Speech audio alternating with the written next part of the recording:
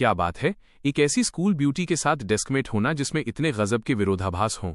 एक पल वो लेक्चर पे पूरी तरह फोकस होकर बैठी होती है और अगले ही पल अचानक अपनी बाहें मेरे गले में डालकर मुझे किस कर लेती है। क्लास के हर लड़के का दिल एक साथ टूट गया, लेकिन वो स्कूल ब्यूटी खुद बहुत खुश थी, अपना चेहरा मेरी चेस्ट पर छुपाए हुए। ग्रेसन, फाइनली मैंने तुम्हें ढूंढ लिया। पता चला कि वो स्कूल ब्यूटी भी मेरे साथ ही रिबॉर्न हुई थी। मेरी पिछली लाइफ में मैंने उसे पूरे 3 साल तक सीक्रेटली प्यार किया था, लेकिन मैं इतना इनसिक्योर था कि अपनी फीलिंग्स को एक जर्नल में लिखने के अलावा कुछ नहीं कर पाया। सालों बाद जब हम दोबारा मिले तब जाकर मैंने कन्फेस करने की हिम्मत जुटाई। तभी मैंने देखा कि एक आउट ऑफ कंट्रोल ट्रक सीधा उसकी तरफ आ रहा है। मैं अपना आपा खो बैठा और उसे रास्ते से हटाने के लिए आगे कूद गया, लेकिन मैं खुद पहियों के नीचे घिसट गया। मेरे फ्यूनरल पर उसने मेरे पेरेंट्स के सामने घुटने टेक दिए और कसम खाई कि वो उस आदमी की जगह उनका ख्याल रखेगी जिसने उसकी जान बचाई।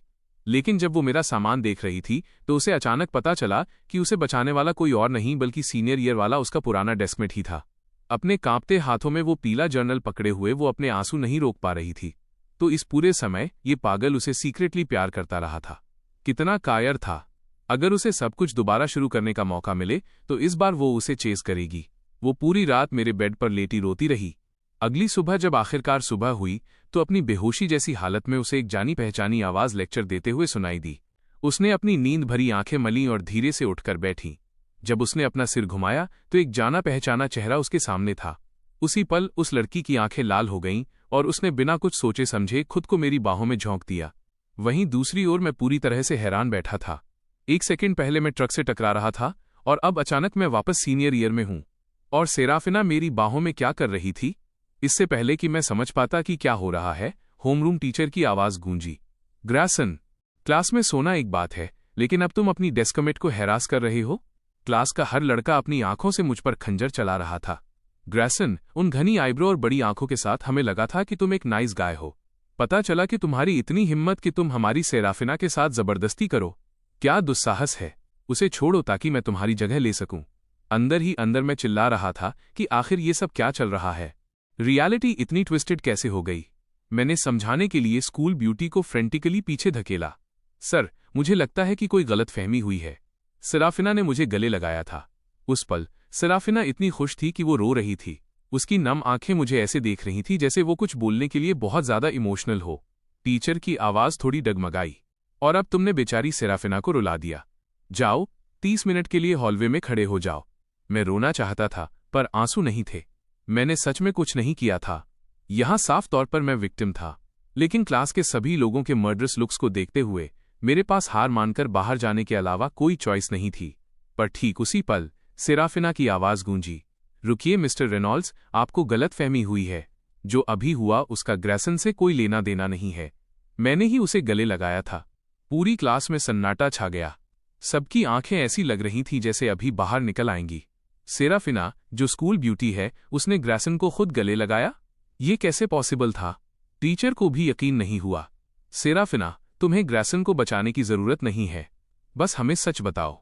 मैं तुम्हारे साथ हूं। सेराफिना का एक्सप्रेशन एकदम शांत रहा। मुझे बस एक नाइटमेयर आया था और मैं डरकर जाग गई। इसमें सच में ग्रेसन की कोई गलती नहीं थी। अचानक पूरी क्लास को समझ आ गया। मुझे पता था ग्रेसन की इतनी हिम्मत नहीं है। तो सेराफिना बस एक नाइटमेयर से डर गई थी, पैनिक हो गई और कंट्रोल खोकर जो भी पास था उसे पकड़ लिया। टीचर का एक्सप्रेशन थोड़ा नरम हुआ। ठीक है, जब तक सब ठीक है, बैठ जाओ। तूफान थम गया और क्लासरूम नॉर्मल हो गया।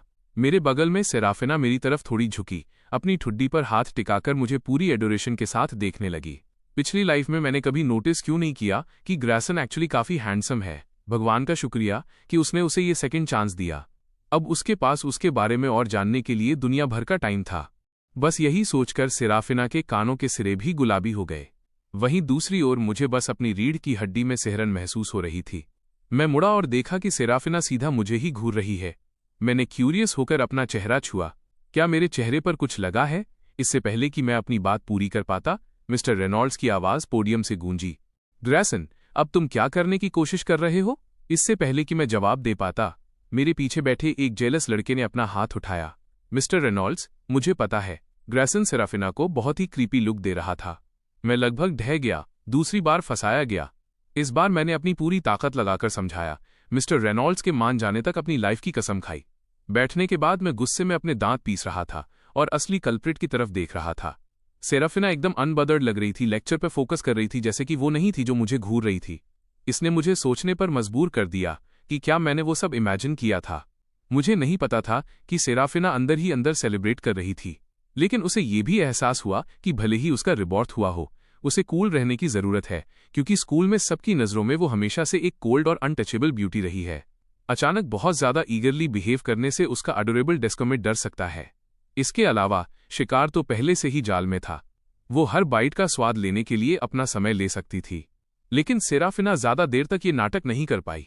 इससे पहले कि वो फिर से मुझे चोरी छिपे देखने लगती, उसे ऐसा लग रहा था जैसे वो किसी सेलिब्रिटी की फैनगर्लिंग कर रही हो। उसका चेहरा कुछ नहीं बता रहा था, लेकिन अंदर ही अंदर वो चीख रही थी। हर लुक के साथ उसे और ज्यादा पसंद करने लगी थी। वो क्या करती? उसके गाल बहुत पेल और स्मूथ थे। वो एक छोटा सा बाइट लेना चाहती थी। ये शर्मीला, प्यारा और जेंटल लड़का बहुत ज्यादा अडोरेबल था। उसे टीज करना था। किसने सोचा होगा कि पिछली लाइफ की वो कोल्ड आइस क्वीन सीईओ ऐसे लवसिक मेस में बदल जाएगी।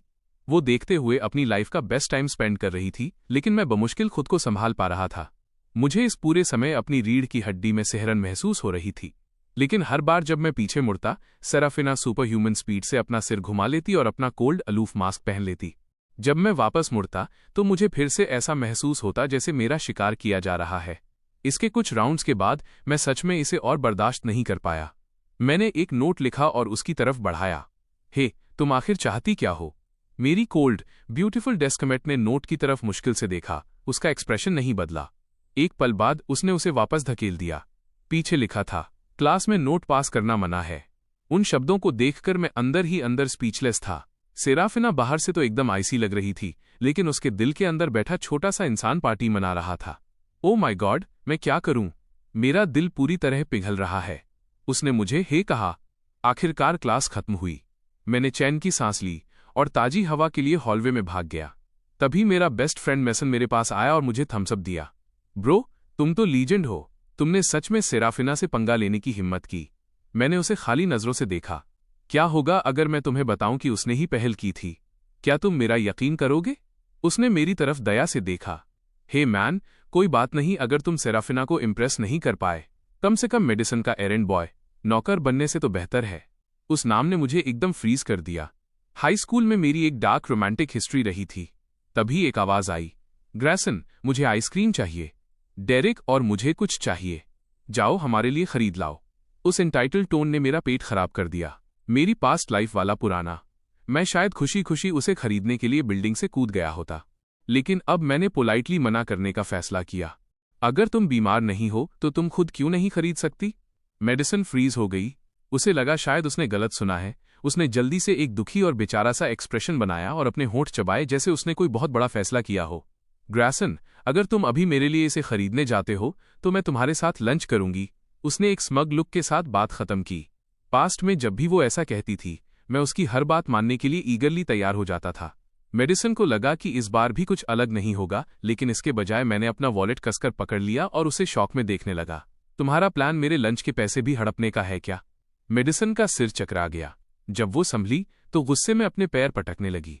अपने गुस्से में उसे कुछ सूझा और वो बोल पड़ी, अगर तुम नहीं गए तो तुम्हें कभी मेरा हाथ पकड़ने को नहीं मिलेगा। उसने ये बात एक ट्रायम्फेंट, जीतने वाले लुक के साथ कही। मैं बस शांति से मुस्कुराया। चिंता मत करो, मैं कहीं नहीं जा रहा हूं। अंदर ही अंदर मैंने उसका मजाक उड़ाया। मुझे लाइफ में ये कीमती सेकंड चांस मिला है और मेरा किसी लड़की का हाथ पकड़ना कुछ स्पेशल होना चाहिए था। मैं किसी मैनिपुलेटिव प्लेयर के गंदे हाथों को उस मोमेंट को बर्बाद कैसे करने दे सकता था? मेडिसन के बगल में खड़ा डेरिक भी गुस्से में था। ग्रैसन, क्या तुम्हें इंग्लिश समझ नहीं आती? मेडिसन ने कहा, अगर तुम आइसक्रीम नहीं खरीदते तो तुम्हें कभी उसका हाथ पकड़ने को नहीं मिलेगा। उसकी आवाज इतनी तेज थी कि हॉलवे में लगभग सभी का ध्यान अपनी ओर खींच लिया। तभी एक कूल लेकिन मेलोडिक आवाज ने बात काटी। वो पूरी तरह समझ गया है। तुम दोनों के अपोजिट, क्या तुम्हें वो समझ नहीं आया? ग्रैसन पहले ही कह चुका है कि वो नहीं जा रहा, फिर भी तुम यहां हो, अभी भी डेस्परेटली चिपके हुए हो। क्या तुम्हें कोई शर्म नहीं है? सेराफिना एक क्वीन की तरह लंबे और कॉन्फिडेंट स्टेप्स के साथ हमारी तरफ बढ़ी। उसका हर कदम इतना डिसाइसिव और पावरफुल था जैसे वो सीधे सबके दिलों पर चल रही हो। आसपास के सभी लोग अविश्वास में देख रहे थे। सेराफिना को अचानक वहां देखकर दंग रह गए। ये क्या हो रहा है? क्या सेराफिना सच में ग्रैसन को डिफेंड कर रही है? सेराफिना का एक्सप्रेशन बर्फ की तरह ठंडा था, लेकिन अंदर ही अंदर वो बहुत गुस्से में थी। ये वो लड़का है जिस पर मेरी नज़र है और तुम्हें लगता है कि तुम उसे हाथ लगा सकती हो? स्कूल ब्यूटी को वहां देखकर मैं भी उतना ही कंफ्यूज था। अपने ब्रिलियंट माइंड से सिचुएशन को एनालाइज करने के बाद मैंने कंक्लूड किया कि उनके बीच कोई पुरानी दुश्मनी होगी। मेडिसिन इस डेवलपमेंट से पूरी तरह ब्लिंड साइडेड थी। सेराफिना के सामने चाहे लुक्स हो या फैमिली बैकग्राउंड, वो हर तरह से पीछे थी। लेकिन हॉलवे में इन सभी स्टूडेंट्स के सामने वो अपना मोमेंटम नहीं खोना चाहती थी। उसने जिद्दी होकर सेराफिना की नज़रों से नजरें मिलाईं। मैं यहाँ ग्रैसन से बात कर रही हूँ, इसका तुमसे क्या लेना देना है? सेराफिना मेरे पास आकर खड़ी हो गई और धीरे से बोली, मैं उसकी डेस्कमेट हूँ। तुम क्या हो? मेडिसन एक पल के लिए ब्लैंक हो गई। क्या उसे एडमिट करना चाहिए था कि ग्रैसन उसका एरेंड बॉय था? तभी उसे एक बात सूझी, वो और मैं क्लोज फ्रेंड्स हैं। उस तरह के क्लोज फ्रेंड्स जो हाथ पकड़ते हैं। वो सेराफिना से कॉम्पीट करने के लिए अपना सब कुछ दांव पर लगा रही थी। सेराफिना ठंडेपन से हंसी। अच्छा ऐसा है, सिर्फ हाथ पकड़ने के लिए? ग्रैसन तुम्हारे लिए काम करता है? कैसा दोस्त है? इन शब्दों ने मेडिसन का चेहरा लाल कर दिया। सेराफिना ने अब उसे और भाव नहीं दिया और इसके बजाय मेरी तरफ मुड़ी। अपनी आंखें खोलो, किसी ऐसे कचरा इंसान से दोस्ती मत करो जो सिर्फ तुम्हारा फायदा उठाता है। वो रुकी जैसे उसे कुछ याद आया हो, फिर धीरे से बोली, इसके अलावा अगर तुम सच में किसी लड़की का हाथ पकड़ना चाहते हो तो मेरा पकड़ सकते हो। कोई काम करने की जरूरत नहीं है, फ्री ऑफ चार्ज। उस एक सेंटेंस ने सबको जमा दिया। लेकिन जिस बात ने उन्हें और भी ज्यादा शॉक किया, जिससे उनकी रूह उनके शरीर से बाहर निकल गई, वो था अपनी गॉडेस को अपना हाथ सीधे मेरी हथेली में रखते हुए देखना। मैं भी दंग था, लेकिन उसकी हथेली से फैलने वाली कूल सेंसेशन ने मुझे बताया ये सब सच था। फिर मैंने अपनी खूबसूरत डेस्कमेट को बिल्कुल कैजुअल टोन में कमांड देते सुना, क्लास शुरू होने वाली है, चलो वापस चलते हैं। और इस तरह सेराफिना मुझे वापस क्लास में ले गई। पूरी तरह से मदहोश हॉलवे में मौजूद लड़के रियलिटी में वापस आए और तुरंत दर्द भरी चीखें निकालने लगे। क्लासरूम में वापस आकर सेराफिना और मैं अपनी सीटों पर लौट आए। मैंने उसकी तरफ अजीब तरह से देखा, अपनी पास्ट लाइफ के बारे में सोचा। दुनिया में आखिर क्या हो रहा था? ये पहले वाली स्क्रिप्ट में नहीं था। उसे मेरी कन्फ्यूजन का एहसास हुआ। सेराफिना की आवाज कूल थी, गलत फहमी मत पालना। मैं बस उस लड़की को देख नहीं पा रही थी। हाथ पकड़ने वाली बात कोई बड़ी बात नहीं है, ज्यादा मत सोचो, उसने तो यही कहा। लेकिन अंदर ही अंदर सेराफिना का एक छोटा वर्जन आतिशबाजी चला रहा था। हाँ, फाइनली मुझे उसका हाथ पकड़ने को मिल गया। इस लाइफ में ग्रैसन का पहला हैंड होल्ड सफलतापूर्वक मेरा हो गया है। यस, जब मैंने पास्ट लाइफ में उसका जर्नल पढ़ा था तो मुझे उसका पहली बार लड़की का हाथ पकड़ना याद है। ग्रेजुएशन से 2 हफ्ते पहले तक ऐसा नहीं हुआ था। वो मेडिसन लड़की, अपने गंदे छोटे गोल्ड डिगर हाथ उससे दूर रखो। ये सोचकर सेराफिना मेरी तरफ मुड़ी। कोई और सवाल? मैंने ईमानदारी से सिर हिलाया। मैंने नोटिस किया कि हम पहले ही क्लास में वापस आ चुके हैं। और ये? मैंने घबराकर अपने दाएं हाथ की ओर नीचे देखा, जिसे वापस आने के बाद से मेरी खूबसूरत डेस्कमेट ने अभी तक नहीं छोड़ा था। सेराफिना का एक्सप्रेशन शांत रहा और उसने ऐसे हाथ छोड़ दिया जैसे कुछ हुआ ही न हो। सॉरी, भूल गई थी, लेकिन अंदर ही अंदर उसे पछतावा महसूस हुआ। ओ नहीं, उसने नोटिस कर लिया। मैं थोड़ी देर और पकड़ना चाहती थी। हाथ फ्री होने पर मैंने चैन की सांस ली। ऐसा नहीं था कि मैं कोई संत बनना चाहता था। मैं मुख्य रूप से अपनी जान के लिए डर रहा था। होमरूम टीचर अभी हॉलवे में पेट्रोलिंग कर रहे थे और मुझे डर था कि वो हमें देख लेंगे और फिर से मेरी क्लास लगा देंगे। क्लास शुरू होने के बाद मैंने पोलाइटनेस के तौर पर एक नोट लिखा और उसे पास कर दिया। थैंक्स। सेराफिना ने नोट पर नजर डाली और कैजुअली वापस लिखा, थैंक्स कैसे? मैं दंग रह गया। मैं तो बस पोलाइट हो रहा था। मेरी डेस्कमेट इस बात को इतनी गंभीरता से क्यों ले रही थी? मैं अंदर ही अंदर कराह उठा। थैंक्स कैसे? मैंने अपनी पास्ट लाइफ में तुम्हारे लिए अपनी जान दे दी थी। क्या तुम्हें ये नहीं सोचना चाहिए कि मुझे थैंक्स कैसे कहना है? मुझे थोड़ा बुरा महसूस हुआ, लेकिन फिर मैंने जाने दिया। वैसे भी वो सब पास्ट की बात थी। इसके अलावा उसका पुनर्जन्म रीबॉर्न नहीं हुआ था। मैंने नोट में कुछ और शब्द जोड़े और उसे आगे बढ़ा दिया। तुम किस तरह का थैंक्स चाहती हो? ये देखकर सेराफिना के होठों पर एक हल्की सी मुस्कान आ गई, जो शायद ही किसी को दिखे। उसने जल्दी से एक और लाइन लिखी और उसे वापस धकेल दिया। मुझे बिग सिस, दीदी कहो और मुझे सुनाओ। जब मैंने देखा कि उसने क्या लिखा है तो मेरा दम घुटने लगा। मैं अपनी खूबसूरत डेस्कमेट को देखे बिना नहीं रह सका। उसके चेहरे पर अभी भी वही फोकस्ड एक्सप्रेशन था।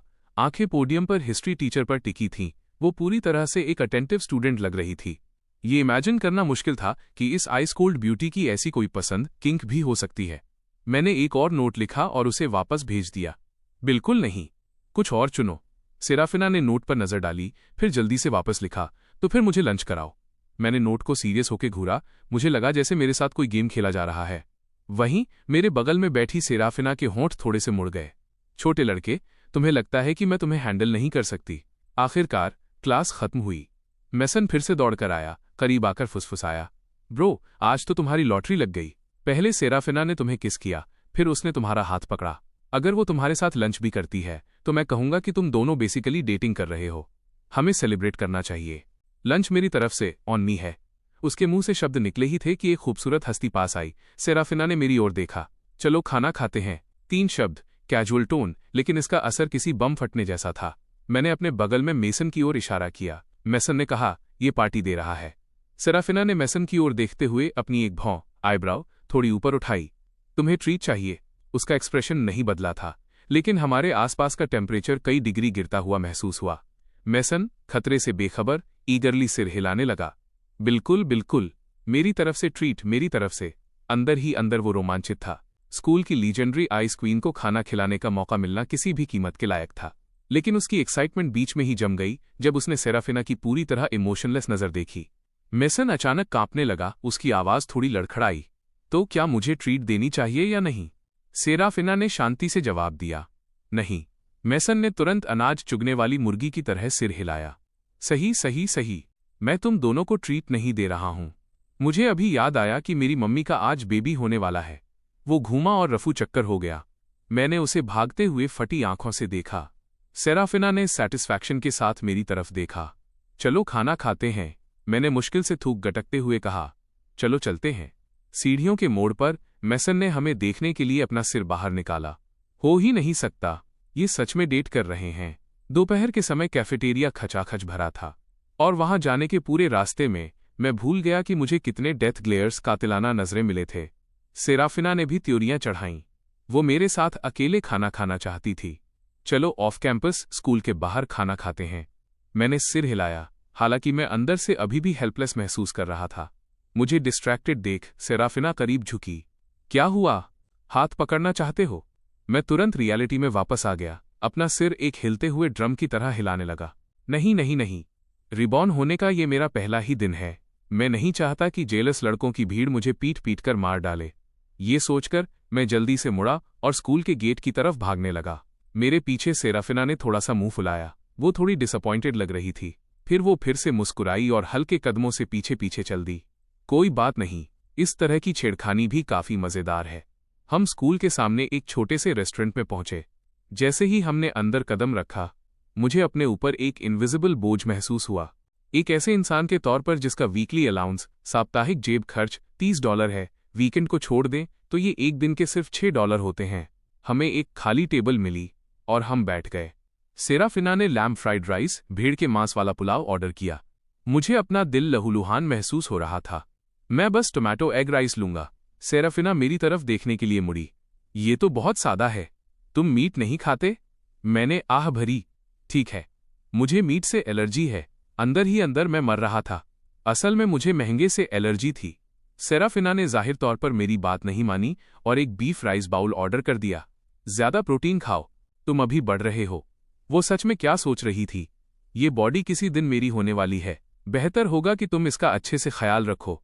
मैं दुखी दिख रहा था। अगर ये तुम्हारा पैसा नहीं है तो तुम्हें सच में दर्द महसूस नहीं होता, है ना? सेराफिना ने पानी का एक घूंट लिया और कैजुअली कहा, तुम्हारा वीकली अलाउंस? इसका आधा तो मेडिसिन को जाता है ना? मैं अचानक खांसने लगा। जो बेर प्लम का जूस मैंने अभी गटका था, उससे लगभग मरते मरते बचा। तुम्हें ये कैसे पता? सेराफिना अंदर ही अंदर हंसी। जाहिर है, मैंने इसे तुम्हारे जर्नल में पढ़ा है। लेकिन बाहर से उसने अपना चेहरा सीधा रखा। स्कूल में हर कोई जानता है। मैंने लोगों को बातें करते सुना है। मैंने हार मानकर अपना सिर टेबल पर गिरा दिया। इसका क्या मतलब था? मेरी पूरी एरंड बॉय वाली हिस्ट्री इतनी दूर तक फैल गई थी। मेरा एक्सप्रेशन देख। सेराफिना को लगा कि मैं अभी भी मेडिसिन के बारे में सोच रहा हूं। उसकी खूबसूरत भौहें तन गईं। ये नहीं चलेगा। उसने इस आदमी को दोबारा खोजने के लिए इतनी मशक्कत की थी। वो किसी प्लेयर को उसे इतनी आसानी से चुराने नहीं दे सकती थी। वो आगे झुकी और मुझे लेक्चर देने लगी। तुम्हारी उम्र के लड़कों में अपोजिट सेक्स के प्रति थोड़ा आकर्षण होना समझ में आता है, लेकिन फिर भी तुम्हें खुद को प्रोटेक्ट करना सीखना होगा। रोमांस की दुनिया खतरनाक है। ये सुनने के बाद मेरे सिर के ऊपर एक बड़ा सा सवालिया निशान बन गया। कुछ अजीब लग रहा था। मेरी खूबसूरत डेस्कमेट अचानक मुझे इस तरह लेक्चर क्यों दे रही थी? उसकी वाइब थोड़ी अजीब होती जा रही थी। मेरा एक्सप्रेशन देख सेराफिना को लगा कि मैं कन्विंस्ड संतुष्ट नहीं हूं, इसलिए वो ठंडेपन से हंसी। क्या यकीन नहीं हो रहा? या तुम्हें लगता है कि तुम बहुत स्मार्ट हो? तुम कभी बेवकूफ नहीं बनोगे? मैं जोर से हंसा। जाहिर है, मैं लिटरली एक रिबॉर्न इंसान हूं। 18 साल की उम्र, 30 साल की रूह। मैंने कौन सा तूफान नहीं देखा है। कोई छोटी सी स्कूल ब्यूटी को लगता है कि वो मुझे लेक्चर दे सकती है। वक्त से पहले बड़ा बनने की बात कर रही हो। इससे पहले कि मैं और कुछ कह पाता, सेराफिना शांति से बोली, सोफोमोर ईयर 10वीं 11वीं के पहले सेमेस्टर में मेडिसिन ने तुम्हें एक बार ग्रे बेबीज कहा था और तुम इतने एक्साइटेड हो गए। तुमने उसकी आइडल का एल्बम खरीदने के लिए अपना पूरे महीने का अलाउंस उसे दे दिया। पिछले साल विंटर ब्रेक में उसने तुम्हें माई स्वीट ग्रैसन कहा और तुम इतने हाइप्ड हो गए। तुमने 2 हफ्ते तक लगातार उसे घर का बना नाश्ता देने के लिए हर रोज साइकिल चलाई। इस पिछली न्यू ईयर पर उसने जिक्र किया कि वो तुम्हारा हाथ पकड़ने के बारे में सोच रही है और तुम इतने इमोशनल हो गए कि तुमने उसे सिर्फ एक थैंक्स के बदले में 2 महीने के खाने के पैसे दे दिए।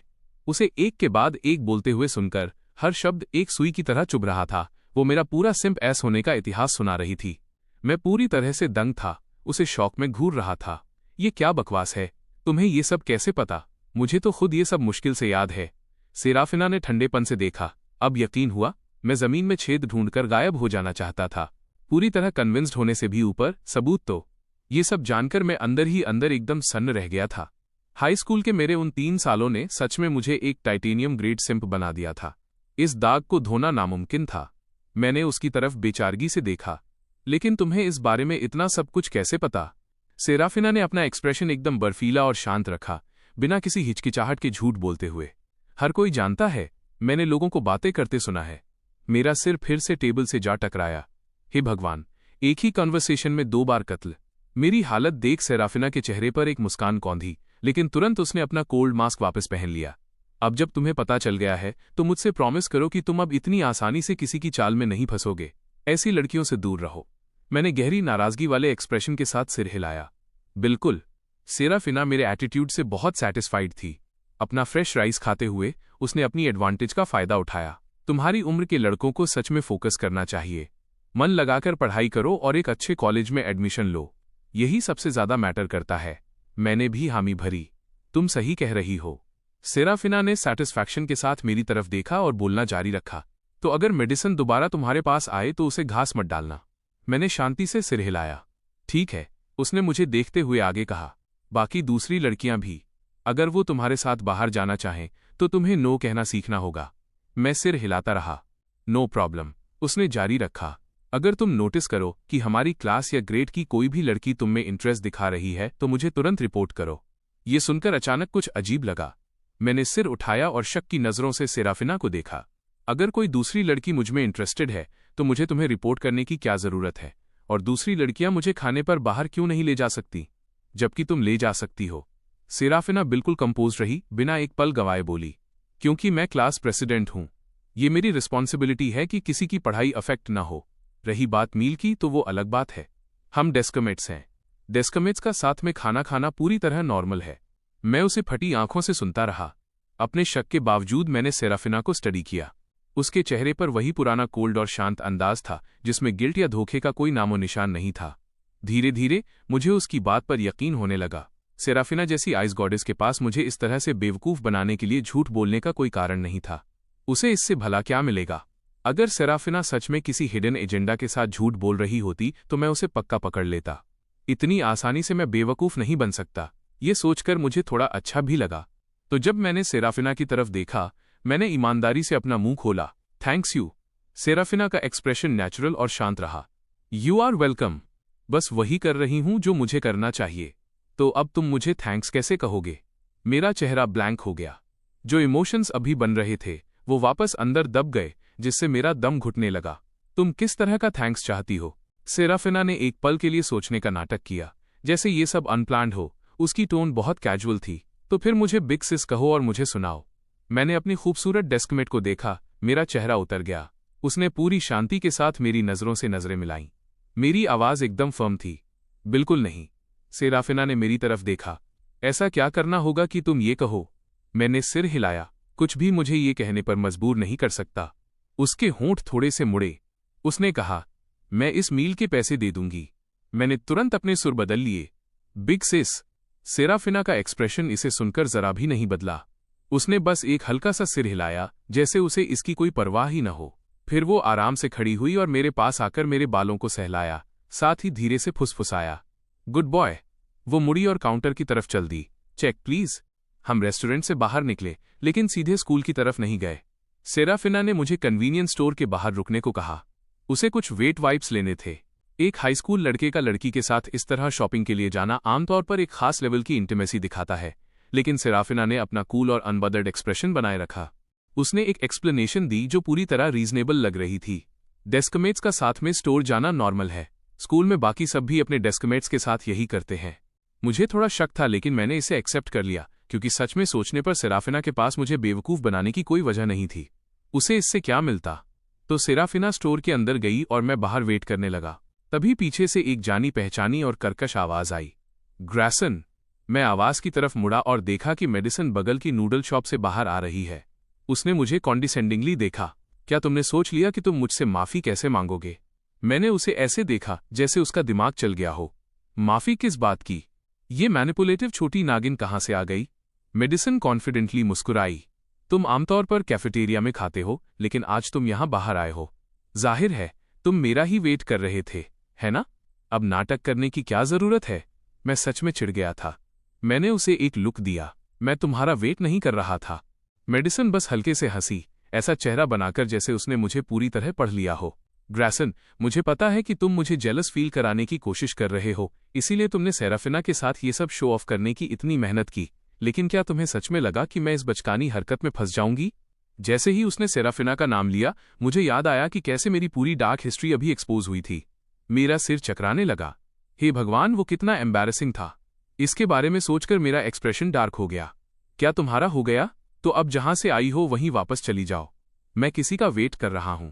मेडिसन मेरे एटीट्यूड से दंग रह गई। गुस्सा भड़क उठा और वो चिल्लाई, ग्रैसन, तुम्हारी प्रॉब्लम क्या है? मैं तुम्हें बता रही हूं, ये आखिरी चांस है जो मैं तुम्हें दे रही हूं। ठीक उसी वक्त नूडल शॉप के बगल वाले कन्वीनियंस स्टोर में सेराफिना ने अपनी शॉपिंग और पेमेंट खत्म कर ली थी और वो बाहर निकलने ही वाली थी। जैसे ही वो दरवाजे पर पहुंची, उसने बाहर से आती मेडिसन की आवाज सुनी जो शिकायतों से भरी थी।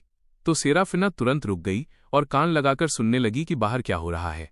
वो देखना चाहती थी कि उसका ये फूलकिश छोटा डेस्कमेट, जिसे उसने अभी अभी लेक्चर दिया था, अपनी सीख का टेस्ट होने पर कैसा परफॉर्म करता है। उस पल मैंने अपने सामने खड़ी इस ग्रीन टी प्रिंसेस की धमकियां सुनी और बस अपने कंधे उचका दिए। मुझे किस बात का पछतावा होगा? मेडिसन कॉन्फिडेंटली मुस्कुराई जैसे जीत उसकी ही हो। अगर तुम अब माफी नहीं मांगते तो बात सिर्फ हाथ पकड़ने तक नहीं रहेगी। मैं कभी तुम पर ध्यान नहीं दूंगी और मैं पक्का तुमसे एक शब्द भी नहीं बोलूंगी। चाहे तुम बाद में मुझे ढूंढने की कितनी भी कोशिश करो, मैं तुम्हारी तरफ देखूंगी भी नहीं। मैंने ईगरली सिर हिलाया। मेरे लिए तो ये बेस्ट है। मेडिसन का गुस्सा फट पड़ा। तुम्हें हुआ क्या है? मैंने शांति से समझाया। मैंने वही कहा जो मेरा मतलब है। मेरी डेस्कमेट ने मुझसे कहा कि मुझे पढ़ाई पर फोकस करना चाहिए और कचरा लड़कियों से दूर रहना चाहिए। इस पॉइंट पर मैंने मेडिसन की तरफ देखा और जोड़ा, इसका मतलब तुम। मेडिसन इतनी ज्यादा गुस्से में थी कि उसका सिर फटने ही वाला था। मैं कचरा हूं? तुम्हारी हिम्मत कैसे हुई मेरे बारे में ऐसा कहने की? मैंने अपना मासूम एक्सप्रेशन बनाए रखा। मैंने नहीं कहा मेरी, जैसा मेरी डेस्कमेट ने कहा। मेडिसन का पारा चढ़ने ही वाला था। तो तुम बस वही सुनते हो जो तुम्हारी डेस्कमेट कहती है। आखिरकार मेरे चेहरे पर एक मजाकिया मुस्कान आ गई। मैं उसकी बात क्यों न सुनूं? इसके बजाय मुझे तुम्हारी बात क्यों सुननी चाहिए? उस लाइन और मेरी मुस्कान ने मेडिसन को इतना हैरान कर दिया कि वो जवाब ही नहीं दे पाई। मैंने कैजुअली अपनी बात जारी रखी। वैसे भी मेरी डेस्कमेट स्कूल ब्यूटी है, गॉर्जियस है, लंबी है और बात करना जानती है। मैं उसकी बात क्यों नहीं मानूंगा? फिर मैंने मेडिसन पर एक नज़र डाली जो मेरे शाब्दिक हमले से लड़खड़ा रही थी और आखिरी वार किया। तुम्हारी तरह नहीं जो छोटी हो और सुंदर भी नहीं हो।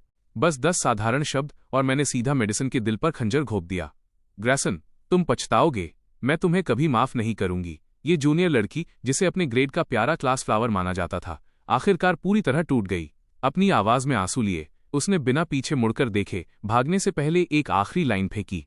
तभी मेरे पीछे कदमों की आवाज सुनाई दी। मैं मुड़ा और देखा कि सेराफिना शॉपिंग खत्म करके बाहर निकल रही थी। उसके चेहरे पर अभी भी वही कोल्ड और शांत एक्सप्रेशन था। उसने मेरी तरफ देखा। तुम अभी किससे बात कर रहे थे? मैंने कैजुअली जवाब दिया। बस कोई राहगीर था, मैं उन्हें नहीं जानता। सेराफिना ने सिर हिलाया, ये नाटक करते हुए कि वो नहीं जानती। फिर उसने मुझे फलों वाली एक कैंडी थमा दी। तुम्हारा चेंज, इसे ट्राई करो। लेकिन उसके दिल के अंदर बैठा छोटा इंसान सैटिस्फैक्शन के साथ देख रहा था जब मैंने कैंडी खोलकर अपने मुंह में डाली। वो उस लाइन के बारे में सोच रही थी जो उसने अभी सुनी थी। मेरी डेस्कमेट स्कूल ब्यूटी है, गॉर्जियस है। वो एक फूल की तरह खिले बिना नहीं रह सकी। पागल लड़का, कितनी मीठी बातें करता है। उस दोपहर 1:40 पर क्लास की घंटी बजी। मैंने अपने बगल में बैठी सेराफिना को देखने के लिए अपना सिर थोड़ा झुकाया। मेरी ये डेस्कमेट सिर्फ सुंदर ही नहीं थी, वो एक एक्सीलेंट स्टूडेंट भी थी। जब मैं उसे घूरते हुए ख्यालों में खोया था, तभी एक पतली और कोमल उंगली ने, जिसे देखकर लगता था कि उसने कभी कड़ी मेहनत नहीं की, एक नोट मेरी तरफ खिसकाया। मैंने नोट पर नजर डाली। घूरना बंद करो, लेक्चर पर फोकस करो। मैंने अपने बगल में सेराफिना की ओर देखा। उसका एक्सप्रेशन अभी भी बर्फ की तरह ठंडा था। आंखें पोडियम पर टिकी थीं। मैं शर्मिंदा होकर दूसरी तरफ मुड़ गया। लेकिन जब मैंने नजरें हटाईं तो मैं उस पल को देखने से चूक गया जब सेराफिना ने, जो अपने कोल्ड एक्सप्रेशन के साथ लेक्चर पर फोकस्ड लग रही थी, अपने होठों के कोने पर एक हल्की मुस्कान आने दी। पागल लड़का, मुझे इतनी गौर से घूर रहा है। क्या मैं सच में इतनी अट्रैक्टिव हूं? ये सोचकर उसके दिल का छोटा इंसान खुद पर गर्व और खुशी महसूस किए बिना नहीं रह सका। उसे बिल्कुल भी अंदाजा नहीं था कि उसने असल में पूरी दोपहर गलत फहमी पाल रखी थी। आखिरी पीरियड होमरूम था। होमरूम टीचर पोडियम पर खड़े थे। एक्सप्रेशन सख्त था। क्लास की ओर देखते हुए उन्होंने अनाउंस किया, अगले हफ्ते सेकंड मॉक एग्जाम है। सबको ठीक से रिव्यू और तैयारी करने की जरूरत है। फिर अचानक एक जानी पहचानी चीख आई, ग्रैसन, खड़े हो जाओ। मैं रिफ्लेक्सिवली अपने पैरों पर खड़ा हो गया और आवाज की तरफ देखा। पोडियम पर होमरूम टीचर को गुस्से में मुझे घूरते हुए पाया। उन्होंने डेस्क पर अपना हाथ पटका और दहाड़े, ग्रैसन, क्या तुम्हें पता भी है कि तुमने पिछले मॉक एग्जाम में कितना स्कोर किया था? एक ऐसे इंसान के लिए जो 10 साल से ज्यादा फ्यूचर से रिबॉर्न हुआ हो और ट्रक से टकराया हो, पिछले मॉक एग्जाम के स्कोर याद रखना लगभग नामुमकिन था। किस्मत से इससे पहले कि मैं कुछ सोच पाता, होमरूम टीचर ने, जो बेहद गुस्से में थे, मेरे लिए हर डिटेल सुना दी। Math 71, English 82, literature 74, history, geography और सिविक्स मिलाकर 143। ये हर सब्जेक्ट में फेल होने से भी कम का एवरेज है। इस क्लास के 49 स्टूडेंट्स में से तुम्हारी रैंक 44वीं है, पिछले मिड टर्म से 8 पायदान नीचे। चौथी ग्रुप में खिड़की के पास पीछे की रो वाली उस सीट को देखते हुए, जो क्लास के बॉटम फीडर्स, सबसे कमजोर छात्र में से एक थी। होमरूम टीचर का दिल सच में टूटा हुआ था। उन्हें गुस्सा था कि लोहा स्टील नहीं बन पा रहा। तुम्हें इस मॉक एग्जाम में कम से कम 20 पॉइंट्स इंप्रूव करने की जरूरत है। अगर नहीं किया तो मैं तुम्हारे पेरेंट्स को बुलाऊंगा। टीचर को ये कहते सुनकर नीचे बैठे काफी स्टूडेंट्स खुश हो रहे थे। एक लड़के ने जोर से हंसते हुए मिस्टर रेनॉल्ड्स का मजाक उड़ाया। ग्रैसन के लिए 20 पॉइंट्स इंप्रूव करना काफी मुश्किल है। वो दूसरे सेक्शन की मेडिसिन, जो क्लास फ्लावर है, उसका पीछा करने में बहुत बिजी है। उसे पढ़ाई के लिए समय कहाँ मिलेगा? उसकी आवाज तंज, सार्केज़म से भरी थी। जैसे ही उसने ये कहा, पूरी क्लास हंसी से गूंज उठी। होमरूम टीचर का चेहरा और भी काला पड़ गया। वे मुझे गुस्से में घूरने लगे। क्लास फ्लावर ये, क्लास फ्लावर वो, बकवास। लब्बोलुआ, अब ये है कि तुम्हें 20 पॉइंट्स इंप्रूव करने होंगे। मुझे फर्क नहीं पड़ता कि तुम कैसे करते हो। प्रैक्टिस प्रॉब्लम्स करो, मेमोराइजेशन करो, क्रैमिंग रट्टा करो, या किसी दूसरे स्टूडेंट से ट्यूटर लो। मुझे प्रोसेस से मतलब नहीं है, सिर्फ रिजल्ट चाहिए। ये सुनकर जिस लड़के ने पहले मेरा मजाक उड़ाया था, वो फिर हंसा। अरे छोड़िए मिस्टर रेनॉल्ड्स, अगर ग्रैसन किसी और से मदद मांगेगा तो क्या वो उन्हें भी नीचे नहीं गिरा देगा? वो खुद तो पहले से ही होपलेस है। वो शायद उन्हें भी फेल करवा देगा, दोनों का फ्यूचर बर्बाद कर देगा। क्लास में हंसी और तेज हो गई। उसी समय क्लास के कई हाई रैंकिंग स्टूडेंट्स के चेहरों पर भी थकान के भाव दिखे। उनकी आंखों में अब मेरे लिए थोड़ी और सावधानी और दूरी थी। वे मेरे जैसे बॉटम ड्वेलर से अलग थे। इस सेकेंड मॉक एग्जाम के लिए उन सबको अच्छे स्कोर्स और हाई रैंकिंग के लिए लड़ना था। अगर मैंने सच में टीचर की बातों को किसी शाही फरमान की तरह ले लिया और बेशर्मी से उनसे ट्यूशन मांगने लगा, तो इससे उनके अपने रिव्यू टाइम और एनर्जी पर असर पड़ेगा। उस गूंजती हंसी के बीच मैं वहां खड़ा रहा, जैसे मुझे कोई फर्क ही न पड़ रहा हो। अगर ये मेरी पास्ट लाइफ में हुआ होता तो मैं शायद इतना शर्मिंदा और गुस्से में होता कि मुझे समझ नहीं आता कि क्या करूं। लेकिन ये लाइफ अलग थी। 30 साल से ज्यादा पुरानी रूह ने पहले ही थिक स्किन डेवलप कर ली थी। इस तरह की ओछी, बचकानी बदमाशी कुछ भी नहीं थी। और वैसे भी पुनर्जन्म, रीबॉर्न लेने वाले किसी व्यक्ति के लिए अपने स्कोर्स इंप्रूव करना बिल्कुल भी मुश्किल नहीं था। तो उस पल में मैं बस पोडियम पर खड़े टीचर की ओर देखकर मुस्कुराया। मिस्टर रेनॉल्ड्स, ठीक है, मैं खुद से रिव्यू कर सकता हूं। मैं थोड़ी देर के लिए रुका, फिर ईमानदारी से जोड़ा, मैं कड़ी मेहनत करूंगा ताकि क्लास का नाम नीचे न गिरे। मैं लगभग 200 पॉइंट्स इंप्रूव करने की कोशिश करूंगा। जैसे ही ये शब्द मेरे मुंह से निकले, पूरी क्लास अपनी हंसी नहीं रोक पाई और ठहाकों से गूंज उठी। सामने वाला लड़का इतनी जोर से हंसा कि उसकी सांस फूलने लगी। मेरी तरफ इशारा करते हुए बोला, 200 पॉइंट्स? तुम चांद पर क्यों नहीं उड़ जाते? अगर तुम 2 पॉइंट्स भी इंप्रूव कर लो तो मुझे शौक लगेगा। फिर वो टीचर की तरफ मुड़ा, हंसते हुए बोला, लेकिन देखिए मिस्टर रेनॉल्ड्स, कम से कम ग्रैसन अपनी औकात जानता है। उसे पता है कि कोई भी अच्छा स्टूडेंट उसके साथ कुछ नहीं करना चाहता, इसलिए वो पूछकर खुद को शर्मिंदा नहीं करेगा, जिससे आपकी परेशानी भी बच जाएगी। हा। टीचर ने थोड़ा माथा सिकोड़ा। वे उस मजाकिया लहजे और स्टूडेंट के इस डिसरिस्पेक्टफुल बर्ताव से नाखुश थे। एटीट्यूड तो ऐसा ही था, लेकिन उन बातों में थोड़ा लॉजिक भी था। एक बॉटम ड्वेलर पहले से ही काफी सिरदर्द था। अगर वो सच में टॉप स्टूडेंट्स के रिव्यू प्रोग्रेस पर असर डालता तो नुकसान और भी बड़ा होता। रही बात उस 200 पॉइंट्स वाली लाइन की जो मैंने अभी कही थी, टीचर ने जाहिर तौर पर उसे सीरियसली नहीं लिया। बस यही समझा कि मैं अपनी इज्जत बचाने के लिए शेखी बघार रहा हूं। कुछ देर सोचने के बाद टीचर सख्ती से बोले, ठीक है, फिर खुद से रिव्यू करने पर फोकस करो। अगर सच में कोई ऐसे सवाल हों जो तुम्हें समझ न आए तो तुम मेरे पास या दूसरे टीचर्स के पास आ सकते हो। इससे पहले कि वो अपनी बात पूरी करते, क्लासरूम में अचानक एक आवाज गूंजी, कूल और मेलोडिक। किसी और को ढूंढने की जरूरत नहीं है। पूरा क्लासरूम पल भर में शांत हो गया। इतनी खामोशी कि आप पिन गिरने की आवाज भी सुन सकते थे। होमरूम टीचर भी चुप हो गए। सबके चेहरों पर हैरानी के भाव थे। उनकी आंखें अनजाने में उस आवाज के सोर्स को ढूंढ रही थीं। उनके सामने चौथे ग्रुप की आखिरी रो थी। उस बॉटम ड्वेलर की सीट के ठीक बगल में खूबसूरत और बर्फ सी ठंडी स्कूल ब्यूटी अचानक खड़ी हो गई, मेरे साथ कंधे से कंधा मिलाकर। सेराफिना की ठंडी नजरें क्लास के स्टूडेंट्स पर घूमी। उसकी नजरें जहां से भी गुजरी, वे लोग जो अभी उस लड़के के बहकावे में आकर मेरा मजाक उड़ा रहे थे, खुद को गिल्टी महसूस करने लगे। अनजाने में अपनी नजरें बचाने के लिए उन्होंने सिर नीचे कर लिए। आखिरकार उसने पोडियम पर टीचर की ओर देखा। उसकी आवाज शांत थी और उसने धीरे से दोहराया, मैं ग्रैसन को ट्यूशन ट्यूटर दूंगी। जैसे ही उसने बात खत्म की, हर कोई आखिरकार हकीकत में वापस आया। फिर पूरी क्लास जैसे फट पड़ी। मैं भी दंग था। मैंने सब कुछ कंट्रोल में कर लिया था, पूरे कॉन्फिडेंस के साथ थोड़ा शो ऑफ करने के लिए तैयार था। लेकिन इससे पहले कि मैं अपनी चाल चल पाता, सेराफिना मेरे साथ खड़ी हो गई और पूरी लाइमलाइट थंडर चुरा ली। सबको अपने कानों पर यकीन नहीं हो रहा था। वे सेराफिना के उस कोल्ड एक्सप्रेशन को घूर रहे थे, फिर उसके बगल में खड़े मुझे देख रहे थे। वाकई में वे इस बात को पचा नहीं पा रहे थे। स्कूल ब्यूटी के तौर पर सेराफिना की आइस कोल्ड पर्सनालिटी पूरे स्कूल में मशहूर थी। अपने एक्सीलेंट ग्रेड्स के बावजूद, लगातार टॉप 10 में रैंक करने के बाद भी वो हमेशा अपने तक ही सीमित रहती थी, सिर्फ अपनी पढ़ाई पर फोकस्ड।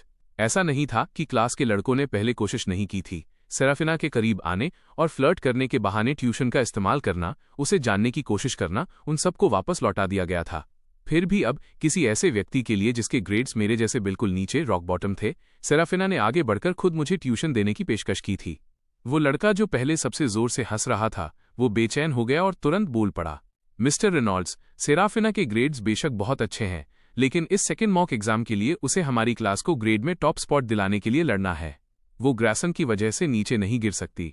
होमरूम टीचर पोडियम पर झिझकते हुए थोड़ा झेंप गए। शायद हमें इसे भूल जाना चाहिए। इससे पहले कि वो बात पूरी करते, सेराफिना ने उन्हें बीच में ही काट दिया। ठीक है मिस्टर रेनॉल्ड्स, क्लास प्रेसिडेंट होने के नाते क्लासमेट्स की मदद करना मेरी रिस्पॉन्सिबिलिटी है। ग्रैसन को ट्यूशन देने से मेरे अपने ग्रेड्स पर कोई असर नहीं पड़ेगा। इनफैक्ट दूसरों को पढ़ाने से मुझे मटीरियल और भी बेहतर तरीके से समझने में मदद मिलेगी। वो बड़ी शांति और समझदारी से बोली, जिसकी बात पूरी तरह सही लग रही थी। होमरूम टीचर बिना सिर हिलाए नहीं रह सके। उन्होंने अपनी सहमति जताई। इसके बारे में सोचने के बाद उन्होंने फैसला किया, ठीक है, मैं तुम्हें ग्रैसन को ट्यूशन देने का इंचार्ज बना रहा हूं, लेकिन तुम्हें यह पक्का करना होगा कि इससे तुम्हारे अपने रिव्यू पर असर न पड़े। टीचर ने सेराफिना को शांत चेहरे के साथ इंस्ट्रक्शंस दिए, फिर अपनी नजरें मेरी ओर घुमाईं, जो तुरंत फिर से सख्त हो गईं। उनकी आवाज 8 गुना बढ़ गई। ग्रैसन, बेहतर होगा कि तुम इस मौके की कद्र करो और सेराफिना से विनम्रता, हम्बली से सीखो। अपनी पढ़ाई में ढिलाई मत बरतना और सेराफिना को अपने साथ नीचे मत खींचना। अगर तुमने ऐसा किया तो मैं तुम्हें इसके लिए जिम्मेदार ठहराऊंगा। मैंने सिर हिलाया। मैं समझ गया। फिर मैंने अपने बगल में सेराफिना की ओर देखा, अपनी आवाज धीमी करते हुए, तुम्हें सच में परेशान होने की जरूरत नहीं है, मैं इसे खुद संभाल सकता हूं। अगले ही पल सेराफिना की शांत आवाज आई, गलत फहमी मत पालना, मैं ये खास तौर पर तुम्हारी मदद करने के लिए नहीं कर रही हूं। ये सिर्फ क्लास प्रेसिडेंट और तुम्हारी डेस्कमेट होने के नाते मेरा फर्ज, ड्यूटी है, बस और कुछ नहीं। जब उसने ये कहा तो सेराफिना का चेहरा बिल्कुल ठंडा था, जिसमें कुछ भी असामान्य नहीं दिख रहा था, लेकिन अंदर ही अंदर वो बेहद रोमांचित थी। Oh my God, 1-on-1 intimate tuition sessions, मेरे एडोरेबल डेस्कमेट से बात करने और उसके करीब आने का एक और बिल्कुल लीगल मौका। मुझे ट्यूशन कहाँ से शुरू करना चाहिए? शायद काम करते समय मुझे उसका हाथ गाइड करना चाहिए। छुट्टी की घंटी बजी और अचानक शाम हो गई, क्योंकि स्कूल में शाम का सेल्फ स्टडी मैंडेटरी था, शाम 6:30 से रात 9:30 बजे तक। जब क्लास खत्म हुई तो सभी स्टूडेंट्स कैफेटेरिया की ओर दौड़ पड़े। सेराफिना को क्लास की कुछ लड़कियां साथ में डिनर करने के लिए ले गईं। मैं अपने दोस्त मेसन के साथ कैफेटेरिया गया। डिनर के दौरान मेसन ने मुझे पूरी एडोरेशन के साथ देखा, जैसे अभी मेरे पैरों में गिर पड़ेगा। ब्रो, तुम तो लीजेंडरी हो। साथ में लंच करना एक बात थी, लेकिन सेराफिना ने पहले कभी किसी को ट्यूशन नहीं दिया और तुम उसके पहले हो। इस तरह की ब्लेसिंग के साथ अगर तुम इस मॉक एग्जाम में फेल भी हो जाते हो और तुम्हारे पेरेंट्स को बुला लिया जाता है तो भी ये वर्थ है। मैंने मेसन की ओर देखा, त्योरियां चढ़ाते हुए। किसने कहा कि मैं एग्जाम खराब करने वाला हूं? बिना ट्यूशन के भी मैं कम से कम 200 पॉइंट्स इंप्रूव कर सकता हूं। मेसन एक पल के लिए ब्लैंक हो गया, फिर उसने मेरी तरफ दया से देखा। देखो, सेराफिना के साथ 1-on-1 स्टडी सेशंस मिलने की वजह से तुम खुशी में अपना दिमाग खो चुके हो। मैंने अपनी आंखें घुमाईं। ठीक है, यकीन मत करो। मेसन थोड़ा और सीरियस हो गया, अपना हाथ हिलाते हुए। ऐसा नहीं है कि मुझे तुम पर यकीन नहीं है, बस ये बहुत अनबिलीवेबल है। तुमने पिछली बार 370 स्कोर किए थे, 200 पॉइंट्स जंप करने का मतलब है 507। वो क्लास में टॉप 15 में होगा। कोई इंसान इसके बारे में सपने में भी नहीं सोच सकता। ये सुनकर मेरे होठों पर एक मिस्टीरियस मुस्कान आ गई। कैसा रहेगा अगर हम शर्त लगाएं? अगर मैं इस मॉक एग्जाम में कम से कम 200 पॉइंट्स इंप्रूव करता हूं? मेसन ने बिना सोचे समझे पूरे कॉन्फिडेंस के साथ अपनी छाती ठोक दी। तो मैं अपनी पूरी हार मान लूंगा। मैं कपड़े उतारकर रात में मैदान के 3 चक्कर नंगे होकर हाथों के बल हैंड स्टैंड्स चलते हुए लगाऊंगा। ये क्या बकवास है? मैं हैरान रह गया। असल में मैं तो बस उससे ज्यादा कुछ बार खाना खिलाने की शर्त लगाने वाला था। मुझे उम्मीद नहीं थी कि वो इस हद तक चला जाएगा। मैंने निष्पक्षता फेयरनेस के लिए सिर हिलाया, लेकिन फिर भी मेसन की ओर देखा और एक और सवाल पूछा। अगर मैं हार गया तो? मेसन ने भाईचारे वाली वफादारी का दिखावा किया। अगर तुम हार गए तो मैं तुमसे कुछ भी पागलपन जैसा नहीं कराऊंगा। फिर वो बेचारी जैसी शक्ल बनाकर पास झुका, अपनी आवाज धीमी करते हुए। बस अपना थोड़ा एक्सपीरियंस मेरे साथ शेयर करना। तुमने सेराफिना को कैसे पटाया? तुम इस पर एक क्लास भी शुरू कर सकते हो। दूसरी तरफ सेराफिना कुछ लड़कियों के साथ डिनर कर रही थी और उस पर सवालों की बौछार हो रही थी। सेराफिना के साथ खाना खाने वाली तीनों लड़कियां भी क्लास की अच्छी दिखने वाली और हाई अचीविंग स्टूडेंट्स में से थीं। दूसरों के मुकाबले वे सेराफिना के थोड़े ज्यादा करीब थीं, इसलिए उन्होंने उमंग भरी त्रवेना ने कुछ सवाल पूछने की हिम्मत जुटाई। त्रवेना, तुमने उस ग्रैसन नाम के लड़के को ट्यूशन देने के लिए हाँ क्यों की? उन 3 लड़कियों में से एक और लिटरेचर की क्लास वाइस प्रेसिडेंट हार्पर ने क्यूरियस होकर पूछा। ये पहली बार है जब मैंने तुम्हें किसी को ट्यूशन देने के लिए वॉलंटियर करते देखा है। उसके बगल में बैठी 2 लड़कियों ने भी गपशप की आग में घी डालते हुए एक्साइटमेंट में सिर हिलाया। अपने दोस्तों की क्यूरियस नजरों का सामना करते हुए सेराफिना ने कैजुअली जवाब दिया, कुछ नहीं है। मैं क्लास प्रेसिडेंट हूं। क्लासमेट्स की मदद करना मेरा फर्ज है। हार्पर को शक हुआ। ये तो बहुत फॉर्मल बात है। तुमने पहले कभी किसी की मदद नहीं की, खासकर किसी लड़के की तो बिल्कुल नहीं। सेराफिना ने अपना एक्सप्रेशन नेचुरल रखा। ये बस एक इत्तेफाक है। वो मेरा डेस्कमेट है, इसलिए उसे ट्यूशन देना कन्वीनियंट है। दूसरी लड़की खुद को रोक नहीं पाई। और आज सुबह का क्या, जब तुमने उसे गले लगाया था? और मैंने सुना कि ब्रेक के दौरान तुमने दूसरे सेक्शन की उस क्लास फ्लावर के सामने ग्रैसन का हाथ पकड़ा था। सेराफिना न तो शर्माई और न ही उसकी धड़कन बढ़ी। बिना पलक झपकाए झूठ बोलते हुए बोली, सब इत्तेफाक हैं। उसने तो ठंडी हंसी हंसते हुए सवाल ही घुमा दिया, क्या तुम्हें लगता है कि मैं उसे पसंद करती हूं या ऐसा ही कुछ? जैसे ही उसने यह कहा, उसके तीनों क्लासमेट्स तुरंत मान गए। सही बात है, तुम उसके जैसे किसी बॉटम ड्वेलर को कैसे पसंद कर सकती हो? मुझे पता था ये बस सेराफिना की एक बार की दयालुता होगी। अपनी तीनों सहेलियों को देखते हुए सेराफिना के अंदर का छोटा इंसान खुशी से फूला नहीं समा रहा था। एक छोटी लोमड़ी की तरह चालाक, उसने उन्हें आसानी से बेवकूफ बना दिया। अभी सही टाइम नहीं आया है, इसलिए किसी को सच बताना ठीक नहीं होगा। मुझे अपना कैरेक्टर बनाए रखना है, वरना ये सब बहुत अचानक लगेगा और लोगों को शक होगा। वैसे भी अभी की सिचुएशन काफी अच्छी है, कोई प्रेशर नहीं है। मैं आराम से अपने डेस्कमेट के बगल में रह सकती हूँ। जब मैं बोर होती हूँ तो मैं उसे अनजाने में थोड़ा टीज करने का नाटक भी कर सकती हूँ, इसलिए पब्लिकली जाने की कोई जल्दी नहीं है। धीरे और लगातार चलने वाला ही रेस जीतता है। लेकिन जैसे ही सेराफिना अपने दिल में खुशी खुशी स्कीमें बना रही थी, तीनों लड़कियों की बातों का रुख अचानक बदल गया। लेकिन सच कहूं तो वो ग्रैसन लड़का पूरी तरह से होपलेस नहीं है। आखिर मेडिसिन की भी उस पर नजर थी और दूसरे सेक्शन की उस क्लास फ्लावर के स्टैंडर्ड्स लड़कों के मामले में काफी हाई हैं। ग्रैसन बस थोड़ा शर्मीला और इंट्रोवर्ट है, लेकिन आज करीब से देखने पर वो एक्चुअली काफी गुड लुकिंग है। वो प्यारा आज्ञाकारी छोटे भाई जैसा टाइप है। हार्पर की आंखें चमक उठीं, उसने अपनी ठुड्डी दोनों हाथों पर टिका ली जैसे वो टेम्प्टेड हो। मुझे इस तरह के लड़के पसंद हैं। सेराफिना, अगर तुम इंटरेस्टेड नहीं हो तो शायद मुझे ट्राई करना चाहिए। जैसे ही ये शब्द निकले, सेराफिना जो छोटे छोटे निवाले खा रही थी, उसने अपनी चॉपस्टिक्स को मेज पर एक तेज कड़क की आवाज के साथ पटक दिया, जिससे हार्पर सहित तीनों लड़कियां उछल पड़ीं। सेराफिना ने सिर उठाया, उसकी नजरें हार्पर और दूसरों पर घूमी। सेकंड मॉक एग्जाम आने वाला है, पढ़ाई पर फोकस करो, फालतू की बातें सोचना बंद करो। उसका एक्सप्रेशन बर्फ जैसा ठंडा था। वो क्लास प्रेसिडेंट के तौर पर अपनी अथॉरिटी का इस्तेमाल कर रही थी। तीनों लड़कियों ने आज्ञाकारी ढंग से सिर हिलाकर बात मान ली। सेराफिना ने चुपके से चैन की सांस ली। बाल बाल बची, मेरे कटोरे का खाना इन छोटी लोमड़ियों द्वारा छीना ही जाने वाला था। डिनर के बाद मैं और मेसन कैफेटेरिया से वापस क्लास की ओर चल दिए। मैं मुश्किल से सुस्ताने के लिए बैठा ही था कि मैंने सेराफिना को उसकी तीनों सहेलियों के साथ वापस आते देखा। मैंने नोटिस किया कि वे तीनों लड़कियां चोरी छिपे मुझे देख रही थीं और आपस में फुसफुसा रही थीं। तभी सेराफिना मेरे बगल वाली सीट पर वापस आ गई। उसकी कूल और मेलोडिक आवाज गूंजी, तैयार हो जाओ, किस सब्जेक्ट से शुरू करना चाहते हो? मैंने एक पल के लिए सोचा। मुझे अभी भी लग रहा था कि सेराफिना का टाइम और एनर्जी बर्बाद करना ठीक नहीं है, इसलिए मैंने कहा, एक्चुअली रहने दो, मैं खुद से पढ़ाई कर सकता हूं। सेराफिना ये सुनकर थोड़ा रुकी, फिर धीरे से बोली, तुम्हें लगता है कि तुम्हें मदद की जरूरत नहीं है? मेरे जवाब का इंतजार किए बिना उसने अपनी डेस्क में हाथ डाला और जल्दी से 2 इंग्लिश वर्कशीट्स निकाल लीं और उन्हें मेरे सामने रख दिया। इन दोनों शीट्स पर फिल इन द ब्लैंक्स वाले सेक्शंस ट्राई करो, सेराफिना ने आगे कहा। अगर तुम्हारे दोनों मिलाकर 8 से कम गलत हुए तो मैं मान जाऊंगी कि तुम इसे खुद कर सकते हो। मैंने मुस्कुराते हुए वर्कशीट्स उठा लीं। सौदा मंजूर है। मुझे पेन उठाते और काम शुरू करते देख सेराफिना अंदर ही अंदर कॉन्फिडेंट महसूस कर रही थी। उसने मेरी एबिलिटी लेवल का अंदाजा लगाया था। कम से कम 14 या 15 गलत तो होंगे ही। तब उसके डेस्कमेट को पूरी तरह यकीन हो जाएगा और उसके पास सेराफिना से 1-on-1 प्राइवेट ट्यूशन लेने के अलावा कोई चॉइस नहीं बचेगी। ये सोचकर सेराफिना मुस्कुराहट नहीं रोक पाई।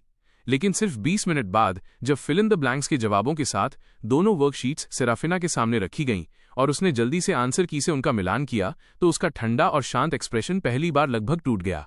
उसका छोटा सा मुंह खुला का खुला रह गया, चेहरे पर गहरा अविश्वास था। कुल 30 फिल इन द ब्लैंक्स सवाल, ये सब सही कैसे हो सकते हैं? उसने दोबारा ध्यान से चेक किया और जब उसने कंफर्म कर लिया कि कोई गलती नहीं है तो सेराफिना को यकीन करना मुश्किल हो रहा था। इन 2 सेक्शंस के लिए ज्यादातर एवरेज स्टूडेंट्स के हर सेक्शन में कम से कम 3-4 गलत होते ही हैं। यहां तक कि वो खुद भी सबके सही होने की गारंटी नहीं दे सकती थी। फिर भी उसके डेस्कमेट ने एक भी गलत नहीं किया। Perfect score.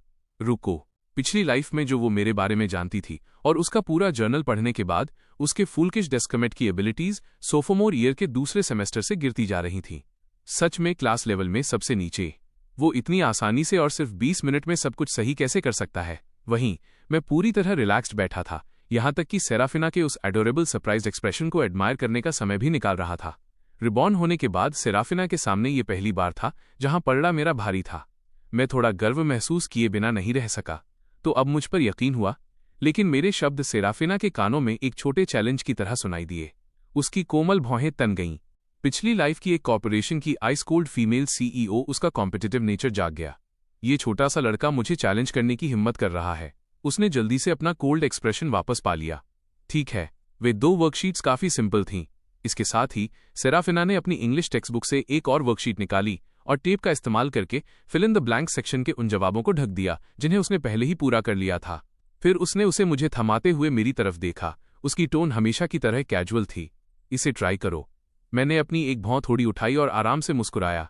कोई प्रॉब्लम नहीं। तो मैंने अपना पेन उठाया और फिर से काम शुरू कर दिया। मेरी एफिशिएंसी इस बार भी उतनी ही हाई थी। सिर्फ 10 मिनट में मैंने धीरे से तीसरी वर्कशीट सेराफिना को वापस थमा दी।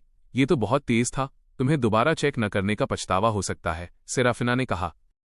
उसने बनावटी शांति के साथ कमेंट किया, लेकिन असल में वर्कशीट्स को बहुत तेजी से वापस झपट लिया। फिर एक गहरी सांस ली, जवाबों को ढकने वाले टेप को हटाया और चेकिंग शुरू की। चेकिंग की प्रोसेस बहुत छोटी थी। उसने कुछ ही पलों में सब कुछ कंफर्म कर लिया। सेराफिना ने अचानक एक गहरी सांस खींची।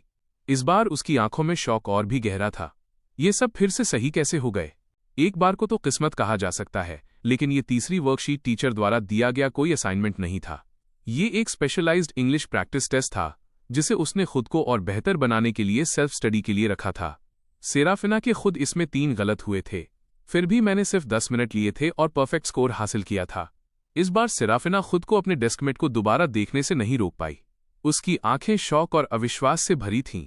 उसके दिल के अंदर के छोटे इंसान का जबड़ा तो हैरानी से ओ शेप में खुला रह गया था। क्या ये सच में वही डेस्कमेट है जिसे मैं जानती थी? वो पागल जो अपने जर्नल में इंग्लिश के मुश्किल होने की शिकायत करता था, वह अचानक इंग्लिश एक्सपर्ट कैसे बन गया, वो भी स्पेशलाइज्ड टेस्ट लेवल पर? 3 वर्कशीट्स खत्म करने के बाद सेराफिना क्या सोच रही थी, इससे बेखबर मैं बस रिफ्रेश्ड महसूस कर रहा था। स्पेशलाइज्ड टेस्ट मेरे लिए कुछ भी नहीं थे। मेरी पास्ट लाइफ में कॉलेज एंट्रेंस एग्जाम्स में फेल होने के बाद मैं बमुश्किल एक सेकेंड टियर स्कूल के स्कोर्स ला पाया था। मेरे पेरेंट्स ने अपनी आधी से ज्यादा सेविंग्स मुझे एक ऑर्डिनरी यूनिवर्सिटी भेजने में लगा दी थी। जब मैंने देखा कि उनके बालों में कितनी सफेदी आ गई है तो मैं गिल्ट से तड़प उठा था। और तभी मैं सच में जागा। कॉलेज शुरू होने के बाद मैं एक्चुअली और ज्यादा मेहनती हो गया। मैंने पार्ट टाइम जॉब्स करते हुए पढ़ाई की, रहने का खर्चा निकालने के लिए ट्यूशन पढ़ाया। ग्रेजुएशन के बाद भी मेरी पहली जॉब, जो मैंने 3 साल तक की, एक जाने माने लोकल टेस्ट प्रेप सेंटर में टीचर की थी, जहां मैं स्टूडेंट्स को अलग अलग सब्जेक्ट्स में ट्यूशन देता था। और मेरा main focus high school courses ही थे। अब रिबॉर्न होकर वापस हाई स्कूल में आने पर इन सब्जेक्ट्स के चैलेंज का सामना करना मेरे लिए ईजी मोड पर खेलने जैसा था। इंग्लिश हो गई थी, इसके बाद लिटरेचर, मैथ और हिस्ट्री की बारी थी। हाई स्कूल के लिए जरूरी सभी क्लासिकल पोएम्स और टेक्स्ट्स मुझे ज़बानी याद थे। तभी सेराफिना की आंखें चमक उठीं, उसकी आवाज़ में एक रेयर एक्साइटमेंट दिखी। ये वाला गलत है। मैंने कैजुअली जवाब पर नज़र डाली, फिर पॉइंट आउट किया, आंसर की ही गलत है। सेराफिना ने खुद फिर से ध्यान से देखा और पाया कि आंसर की सच में गलत थी। मैंने सेराफिना को थोड़ा हैरान, डेज्ड होते देखा, जो कि एक रेयर नज़ारा था। तो अब मुझ पर यकीन हुआ। सेराफिना आखिरकार उस स्थिति से बाहर आई और अपने एक्सप्रेशन को वापस कोल्ड कंपोजर शांति में लाने की कोशिश की। बुरा नहीं है। फिर वो अपनी क्यूरियोसिटी को दबा नहीं पाई और मुझे फिर से ऊपर नीचे देखते हुए परखने लगी। तुम अचानक पढ़ाई में इतने अच्छे कैसे हो गए? मैं इस सवाल के लिए तैयार था। ये सच में अचानक नहीं था। एक्चुअली मैं सीक्रेटली कड़ी मेहनत कर रहा था ताकि रिव्यू कर सकूं और अपनी नॉलेज के गैप्स को भर सकूं। मैं इस सेकंड मॉक एग्जाम का वेट कर रहा था ताकि सबको सरप्राइज दे सकूं। ये सुनने में थोड़ा बनावटी लगा, लेकिन सेराफिना को ये बताने से बेहतर था कि मैं रिबॉर्न हुआ हूं। सेराफिना को ये सुनकर थोड़ा शक हुआ। उसकी खूबसूरत आंखें मुझे सिर से पैर तक परखने लगीं। उसे अभी भी कुछ गड़बड़ लग रही थी। सीक्रेटली कड़ी मेहनत, इसके बारे में तो उसके जर्नल में कुछ भी नहीं था। क्या ये इतना बड़ा सीक्रेट था कि उसने अपनी डायरी में भी जिक्र नहीं किया?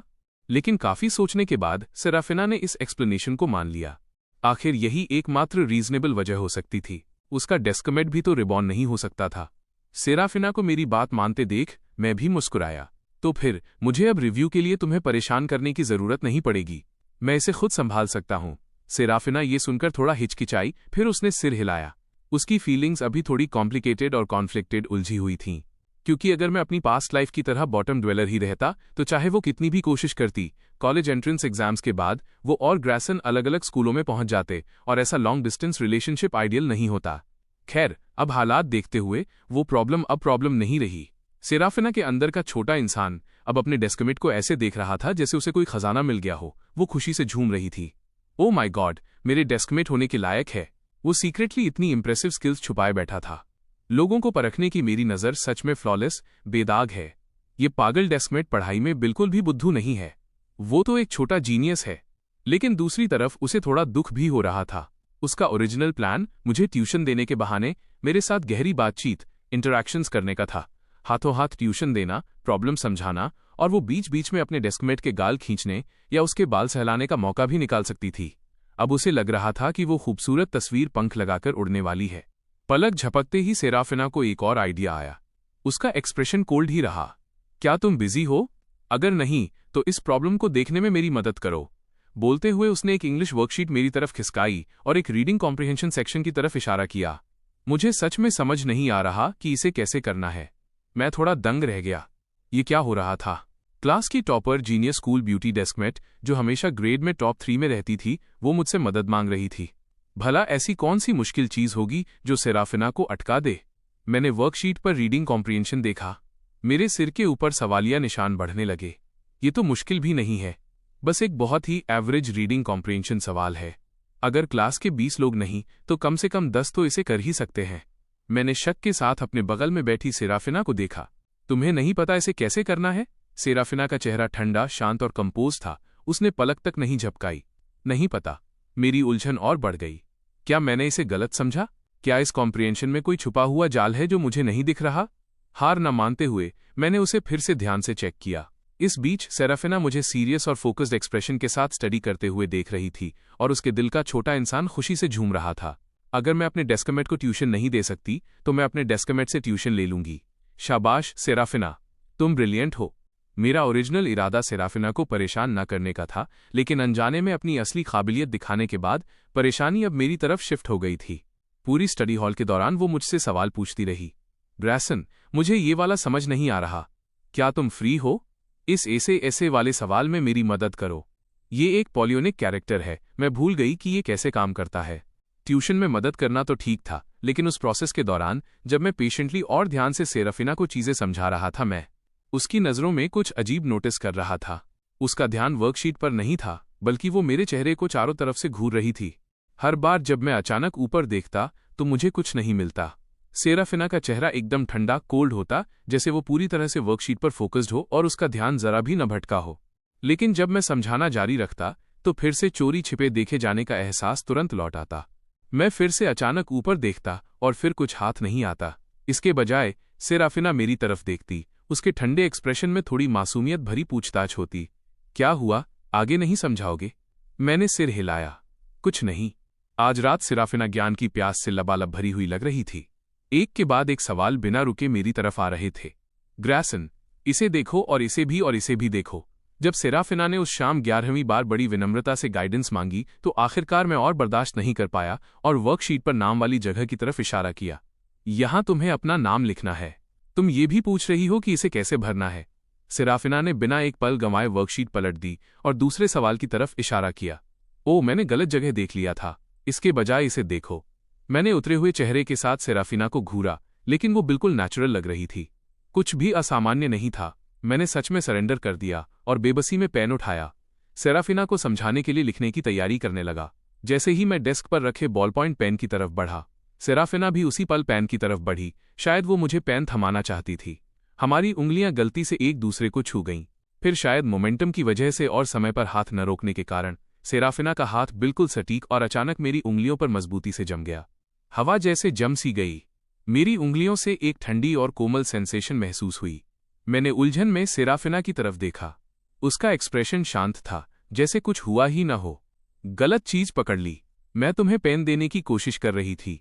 मैंने अपनी उंगलियों की तरफ नीचे देखा, जिन्हें उसने अभी भी पकड़ रखा था। तो शायद अब तुम्हें हाथ छोड़ देना चाहिए। सेराफिना ने सिर हिलाया, फिर उसी ठंडे और शांत एक्सप्रेशन के साथ मेरा हाथ छोड़ दिया। उसके अंदर का छोटा इंसान खुशी से झूम रहा था। ओ माय सेराफिना, तुम कितनी लापरवाह हो। अगली बार फिर से ऐसा ही करेंगे। अंत में पूरी स्टडी हॉल के दौरान मैंने अपना लगभग सारा समय सेराफिना को ट्यूशन देने और उसके सवालों के जवाब देने में बिताया। आखिरकार जब छुट्टी की घंटी बजी तो मैंने चैन की सांस ली। मैंने नोटिस किया कि मेरे बगल में बैठी सेराफिना अभी भी असंतुष्ट लग रही थी। उसने दूसरी प्रैक्टिस टेस्ट बुकलेट उठाई और मुझे थमाने ही वाली थी कि मैं अपनी सीट से ऐसे उछला जैसे मेरे नीचे स्प्रिंग लगे हों। स्कूल खत्म, घर जा रहा हूं, घर जा रहा हूं। अगले ही सेकंड मैंने जल्दी से अपनी किताबें और होमवर्क बैग में भरे, उसे कंधे पर लटकाया और अपनी चेयर को डेस्क पर उल्टा करके रख दिया। ये सब इतनी तेजी से हुआ जैसे पानी बह रहा हो। सेराफिना ने पलकें झपकाईं और मुझे भागते हुए देखा। उसकी हंसी छूटने ही वाली थी। ये पागल लड़का इतनी तेज क्यों भाग रहा है? ऐसा तो है नहीं कि मैं उसे खा जाऊंगी। और जब सेराफिना ने भी जल्दी से अपना बैग पैक किया और मेरा पीछा करने की तैयारी कर रही थी, तभी पीछे से किसी ने उसे रोक लिया। सेराफिना, रुको। सेराफिना रिफ्लेक्सिवली रुकी और पीछे मुड़ी। देखा कि क्लास का इंग्लिश वाइस प्रेसिडेंट ब्रैंडन उसकी तरफ तेजी से आ रहा था। ये वही लड़का था जिसने मेरा हर तरह से मजाक उड़ाया था। सेराफिना ने थोड़ी त्योरियां चढ़ाईं, ये सोचकर कि इस देरी की वजह से वो शायद ग्रासन को नहीं पकड़ पाएगी। उसका मूड खराब हो गया और चेहरा ठंडा पड़ गया। क्या बात है? जब ब्रैंडन ने देखा कि सेराफिना सच में उसका इंतजार करने के लिए रुक गई है तो वो तुरंत खुश हो गया। उसका चेहरा ईमानदारी से भरा था। मैं तुम्हें कुछ सलाह देना चाहता था। ग्रैसन जैसे बेकार इंसान पर वक्त बर्बाद करना बेकार है। इससे तुम्हारी एग्जाम की तैयारी पर असर पड़ेगा। मुझे लगता है कि तुम्हें उसे घास डालना बंद कर देना चाहिए। ये शब्द उसे बहुत सच्चे और फिक्र वाले लग रहे थे। और ब्रैंडन ने अंत में ये भी जोड़ा, अगर तुम्हें मिस्टर रेनॉल्ड्स को समझाने में मुश्किल हो रही है तो मैं तुम्हारी तरफ से समझा सकता हूं।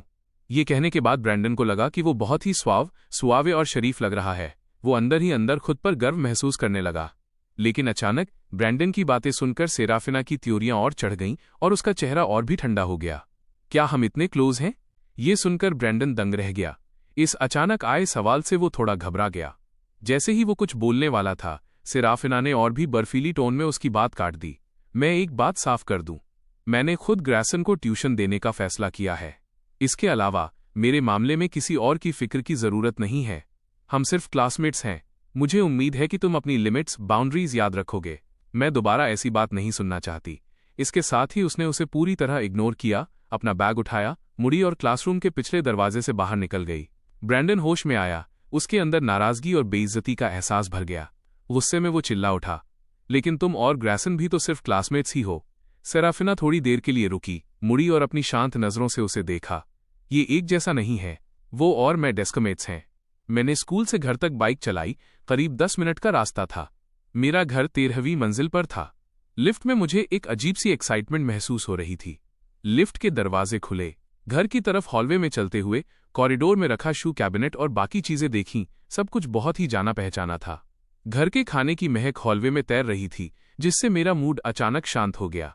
मेन डोर पर पहुंचकर मैंने अपनी चाबी निकाली और उसे घुमाया। एक गहरी सांस ली और दरवाजा धकेला। मेरे सामने वो लिविंग रूम था जो कभी मेरे लिए इतना प्यारा और अपना था। साधारण फर्नीचर, घर की सादी सजावट, सब कुछ सामने था। एक अधेड़ उम्र की महिला झाड़ू लेकर सफाई कर रही थी। मैंने पुकारा, मम्मी। मेरी आवाज सुनकर मम्मी ने ऊपर देखा, मुझे दरवाजे पर खड़ा देखा और तुरंत उनके चेहरे पर एक प्यारी मुस्कान आ गई। ग्रे, तुम घर आ गए। फिर वो मुड़ी और किचन की तरफ आवाज लगाई, सुनिए जी बेटा, घर आ गया है। तुरंत किचन से कदमों की आहट सुनाई दी। पापा एप्रन पहने हुए, हाथ में पलटा, स्पैचुला लिए तेजी से बाहर आए। मुझे देखकर वे भी मुस्कुरा उठे और गर्मजोशी से मेरा स्वागत किया। तुम आ गए, जल्दी से जूते उतारो, पापा ने तुम्हारे लिए लेट नाइट स्नैक बनाया है। फिर वे अपनी पत्नी की तरफ मुड़े और शिकायत की, क्या मतलब मेरा बेटा? वो मेरा भी बेटा है।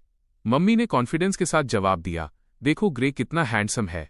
ये सब उसे मुझसे मिला है। बेशक वो मेरा ही बेटा है। क्या तुम्हें इसमें कोई प्रॉब्लम है? यह आखिरी लाइन उन्होंने अपने पति को तिरछी नजर से देखते हुए कही। पापा को अपनी जान का डर लगा रहता था। मम्मी का वो एक लुक देखते ही और पापा तुरंत अपना सारा जोश खो बैठे। आज्ञाकारी ढंग से हाथ ऊपर करते हुए सरेंडर कर दिया। कोई बात नहीं, कोई बात नहीं। तुम्हारा बेटा, तुम्हारा बेटा।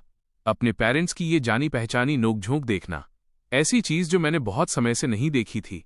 उस पल में मैं अपनी हंसी नहीं रोक पाया, फिर भी नाक में एक अजीब सी चुभन महसूस हुई। उस धुंधले पल में मुझे बहुत सी बातें याद आईं। मेरी पास्ट लाइफ में, जब मैं कॉलेज एंट्रेंस एग्जाम्स में फेल हो गया था और बमुश्किल एक सेकंड ईयर स्कूल के लायक स्कोर ला पाया था, मेरे पेरेंट्स ने मुझे कभी दोष नहीं दिया। इसके बजाय उन्होंने अपना स्वाभिमान ताक पर रख दिया। हर जगह जान पहचान ढूंढते रहे और मदद मांगते रहे। अंत में उन्होंने अपनी बची कुची जमा पूंजी इकट्ठी की और मुझे थोड़े बेहतर यूनिवर्सिटी में भेजने के लिए हर संभव कोशिश की। मुझे आज भी वो रात याद है जब मेरे पेरेंट्स किसी रसूखदार व्यक्ति से मिलकर पसीने में तरबतर घर आए थे।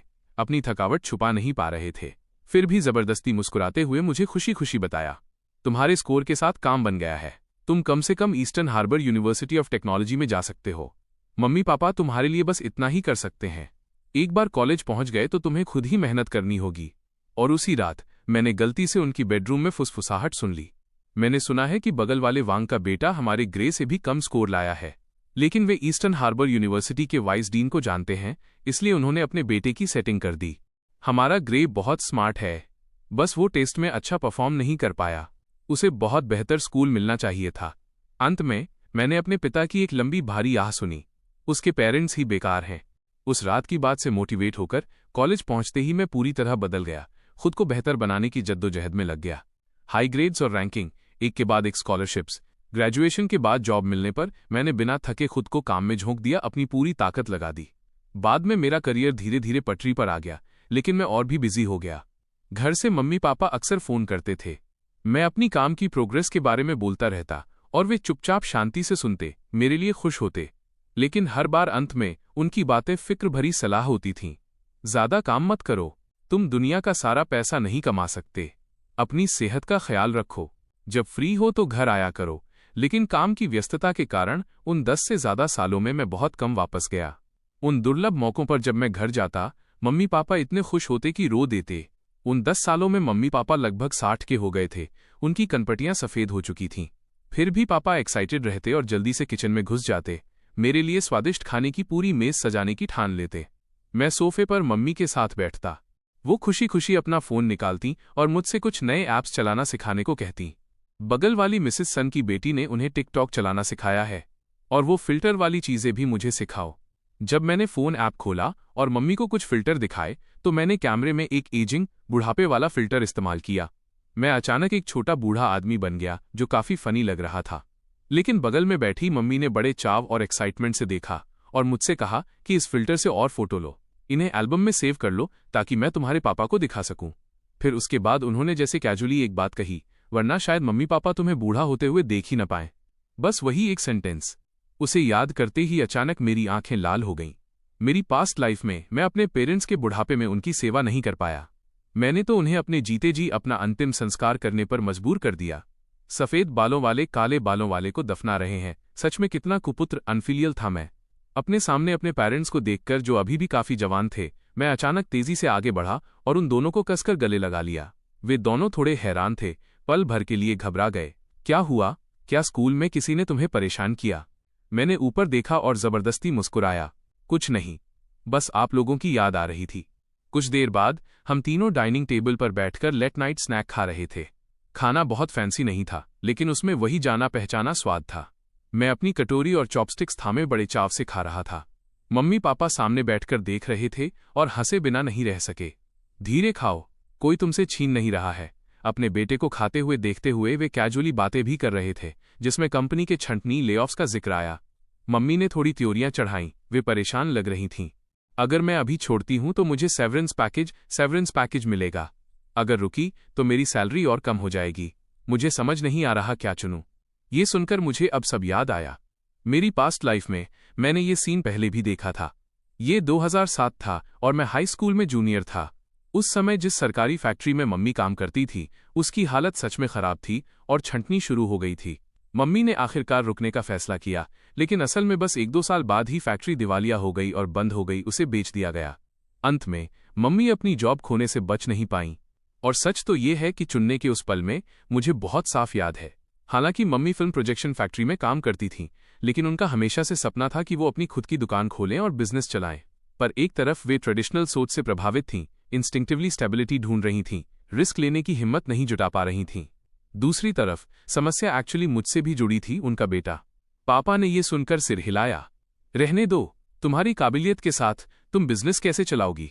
इसके अलावा ग्रे अभी कॉलेज एंट्रेंस एग्जाम्स के आखिरी दौर में है। तुम्हारा फैक्ट्री में काम करना ही ठीक है। कम से कम तुम्हारे पास घर की चीज़ों का ख्याल रखने के लिए समय तो है। अगर तुम बाहर जाकर बिजनेस शुरू करोगी तो तुम्हारे पास उसके लिए और भी कम समय होगा। उनकी कही पहली बात सुनकर मम्मी को एक्चुअली थोड़ा यकीन नहीं हुआ, लेकिन जब उनके पति ने दूसरी बात में बेटे का जिक्र किया तो वो तुरंत मान गई। हालांकि उनके अंदर अभी भी थोड़ी झिझक और पछतावा था, फिर भी उन्होंने गंभीरता से सिर हिलाया। ये सच है, मैं सुपरवाइजर को बता दूंगी कि मैं पे कट ले लूंगी और रुक जाऊंगी। मम्मी पापा की बातचीत सुनकर मुझे अंदर से गर्माहट भी महसूस हुई और थोड़ा गिल्ट भी। अगर मैं ना होता तो शायद मम्मी पापा को इतनी फिक्र न करनी पड़ती। अब जब मैं रिबॉर्न हुआ हूं तो मुझे कुछ बदलाव करने चाहिए। मुझे खुद को पछतावे में नहीं छोड़ना चाहिए और मुझे मम्मी पापा को भी पछतावा नहीं होने देना चाहिए। इस पर सोचते हुए मैंने मम्मी पापा की ओर देखा और बोला, मुझे लगता है मम्मी को जॉब छोड़ देनी चाहिए। बिजनेस शुरू करना अच्छा हो सकता है। फैक्ट्री की परफॉर्मेंस पहले से ही खराब है। अगर आप पे कट लेकर रुकती भी हैं तो ये कुछ सालों से ज़्यादा नहीं चलेगा। अगर फैक्ट्री दिवालिया होकर बंद हो जाती है तो भी आपकी जॉब तो जाएगी ही। इससे अच्छा है कि अभी सेवरेंस छंटनी का पैसा लेकर एक चांस लिया जाए।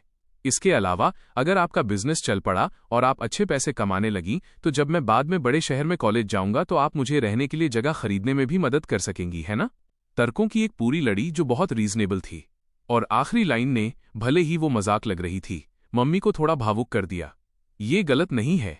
इसके अलावा जब ग्रे बाद में कॉलेज जाएगा तो जगह पहले से तैयार होना बहुत सुकून देने वाला होगा। पापा को भी लगा कि इसमें कुछ दम है, लेकिन फिर भी उन्होंने थोड़ी त्योरियां चढ़ाईं। अभी तुम्हारी पढ़ाई का क्या? घर की चीजों का ख्याल रखने के लिए किसी की जरूरत है। मैं मुस्कुराया। पापा, मैं अब बच्चा नहीं हूं। पढ़ाई मैं खुद संभाल सकता हूं। मम्मी ने ये बड़ी बड़ी बातें सुनकर मुंह बनाया। कह तो तुम बहुत अच्छे से रहे हो, लेकिन पिछले मॉक एग्जाम में तुम्हारी रैंक 40 के आसपास थी। हम चैन से कैसे रहें? मैंने बिना पलक झपकाए कहा। वो पहले की बात थी। मैं अपनी पूरी कोशिश नहीं कर रहा था। अब चीजें बदल गई हैं। अगले हफ्ते सेकंड मॉक एग्जाम है। मैं तब आपको दिखा दूंगा, ग्रेड में आसानी से टॉप 10। मेरे पेरेंट्स ने एक दूसरे को देखा और तुरंत हंसने लगे, जैसे मैं बिना सोचे समझे शेखी बघार रहा हूं। ठीक है, ग्रेड में टॉप 10 छोड़ो। अगर तुम इस मॉक एग्जाम में अपनी क्लास के टॉप 10 में आ गए तो मम्मी तुम्हारी बात मान लेगी और जॉब छोड़कर कुछ नया ट्राई करेगी। मैं इसी का इंतजार कर रहा था। मैंने तुरंत अपना हाथ आगे बढ़ाया। प्रॉमिस मतलब प्रॉमिस। मम्मी ने भी हाथ आगे बढ़ाया और मुझसे हाई फाइव किया। वे काफी बोल्ड और बहादुर लग रही थीं। प्रॉमिस मतलब प्रॉमिस। पेरेंट्स के साथ लेट नाइट स्नैक खाने और बाथरूम में फ्रेश होने के बाद मैं अपने कमरे में वापस चला गया। दरवाजा बंद करने से पहले मुझे लिविंग रूम से मम्मी पापा की धीमी आवाजें सुनाई दी, जो बर्तन साफ करते हुए डिस्कस कर रहे थे। अजी सुनते हो, क्या आपने नोटिस किया कि ग्रे आज जब घर आया तो थोड़ा बदला हुआ लग रहा था? आपने भी नोटिस किया? उसने हमें देखते ही गले लगा लिया। मैं तो डर ही गई थी। और जो एनालिसिस उसने अभी तुम्हें दिया वो कितना ऑर्गेनाइज्ड था। मुझे लगता है कि वो सच में सुधार दिखा रहा है, यहां तक कि उसने टॉप 10 में आने का प्रॉमिस भी किया है। क्या आपको लगता है कि हमारा बेटा इस मॉक एग्जाम में ऐसा कर पाएगा?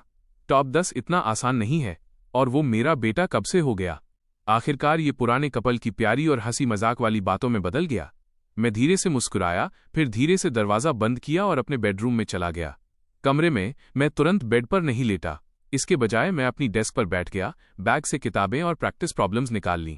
एक गहरी सांस लेते हुए मैंने अपनी पास्ट लाइफ के प्रेप स्कूल टीचर वाले उस एहसास को जगाने की कोशिश की और पागलों की तरह प्रॉब्लम सॉल्व करना शुरू कर दिया। अगली सुबह मैंने अपनी नींद भरी आंखें मली और एक बड़ी जम्हाई लेते हुए अंगड़ाई ली। मैं कल रात 2:30 बजे तक प्रैक्टिस प्रॉब्लम्स कर रहा था। जागने पर मुझे अंदाजा नहीं था कि क्या समय हुआ है। ये सोचते ही मेरी आंखें फटी रह गईं। धत तेरी की, क्या टाइम हुआ है। मैंने पागलों की तरह कपड़े पहने, अपना बैग पैक किया। ब्रेकफास्ट के लिए समय नहीं था। मम्मी पापा को जल्दी से बाय कहा और दरवाजे से बाहर निकल गया। सीढ़ियों से नीचे उतरकर मैं अपनी बाइक पर कूदा और सीधा स्कूल की तरफ भागा। जो रास्ता आमतौर पर 10 मिनट से ज्यादा लेता था वो 7 मिनट में पूरा हो गया। जैसे ही मैं स्कूल गेट पर पहुंचा, अचानक पीछे से एक आवाज आई, ग्रैसन, वहीं रुक जाओ। मैंने तुरंत ब्रेक मारे और रिफ्लेक्सिवली आवाज की तरफ मुड़ा। वो मेडिसन और उसका बेस्ट फ्रेंड डेरिक थे। साथ में 2 और लड़कियां मेरी तरफ आ रही थीं। उन्हें देखकर मैं बस मुड़ने और जाने के लिए तैयार था। दोस्तों, मुझे मॉर्निंग सेल्फ स्टडी के लिए जल्दी है। मेरे पास तुम लोगों से बहस करने का समय नहीं है। लेकिन लड़कियां पहले ही तेजी से मेरे पास आ चुकी थीं। डेरिक ने मुझे मुड़ते हुए देखा और तुरंत और भी गुस्से में चिल्लाया, रुको, जाने की हिम्मत भी मत करना। उसकी आवाज काफी तेज थी, जिससे स्कूल गेट के पास काफी स्टूडेंट्स का ध्यान खींच गया। मैंने कुछ झुंझलाहट के साथ उन्हें देखा। क्या चाहिए? ये देखकर कि मैं काफी चिढ़ा हुआ लग रहा हूं, डेरिक का चेहरा और भी गुस्से से भर गया। तुम्हारी बहुत हिम्मत बढ़ गई है। कबूल करो, तुमने कल मेरी लड़की मेडिसन के साथ ऐसा क्या किया कि वो ऐसी हो गई है।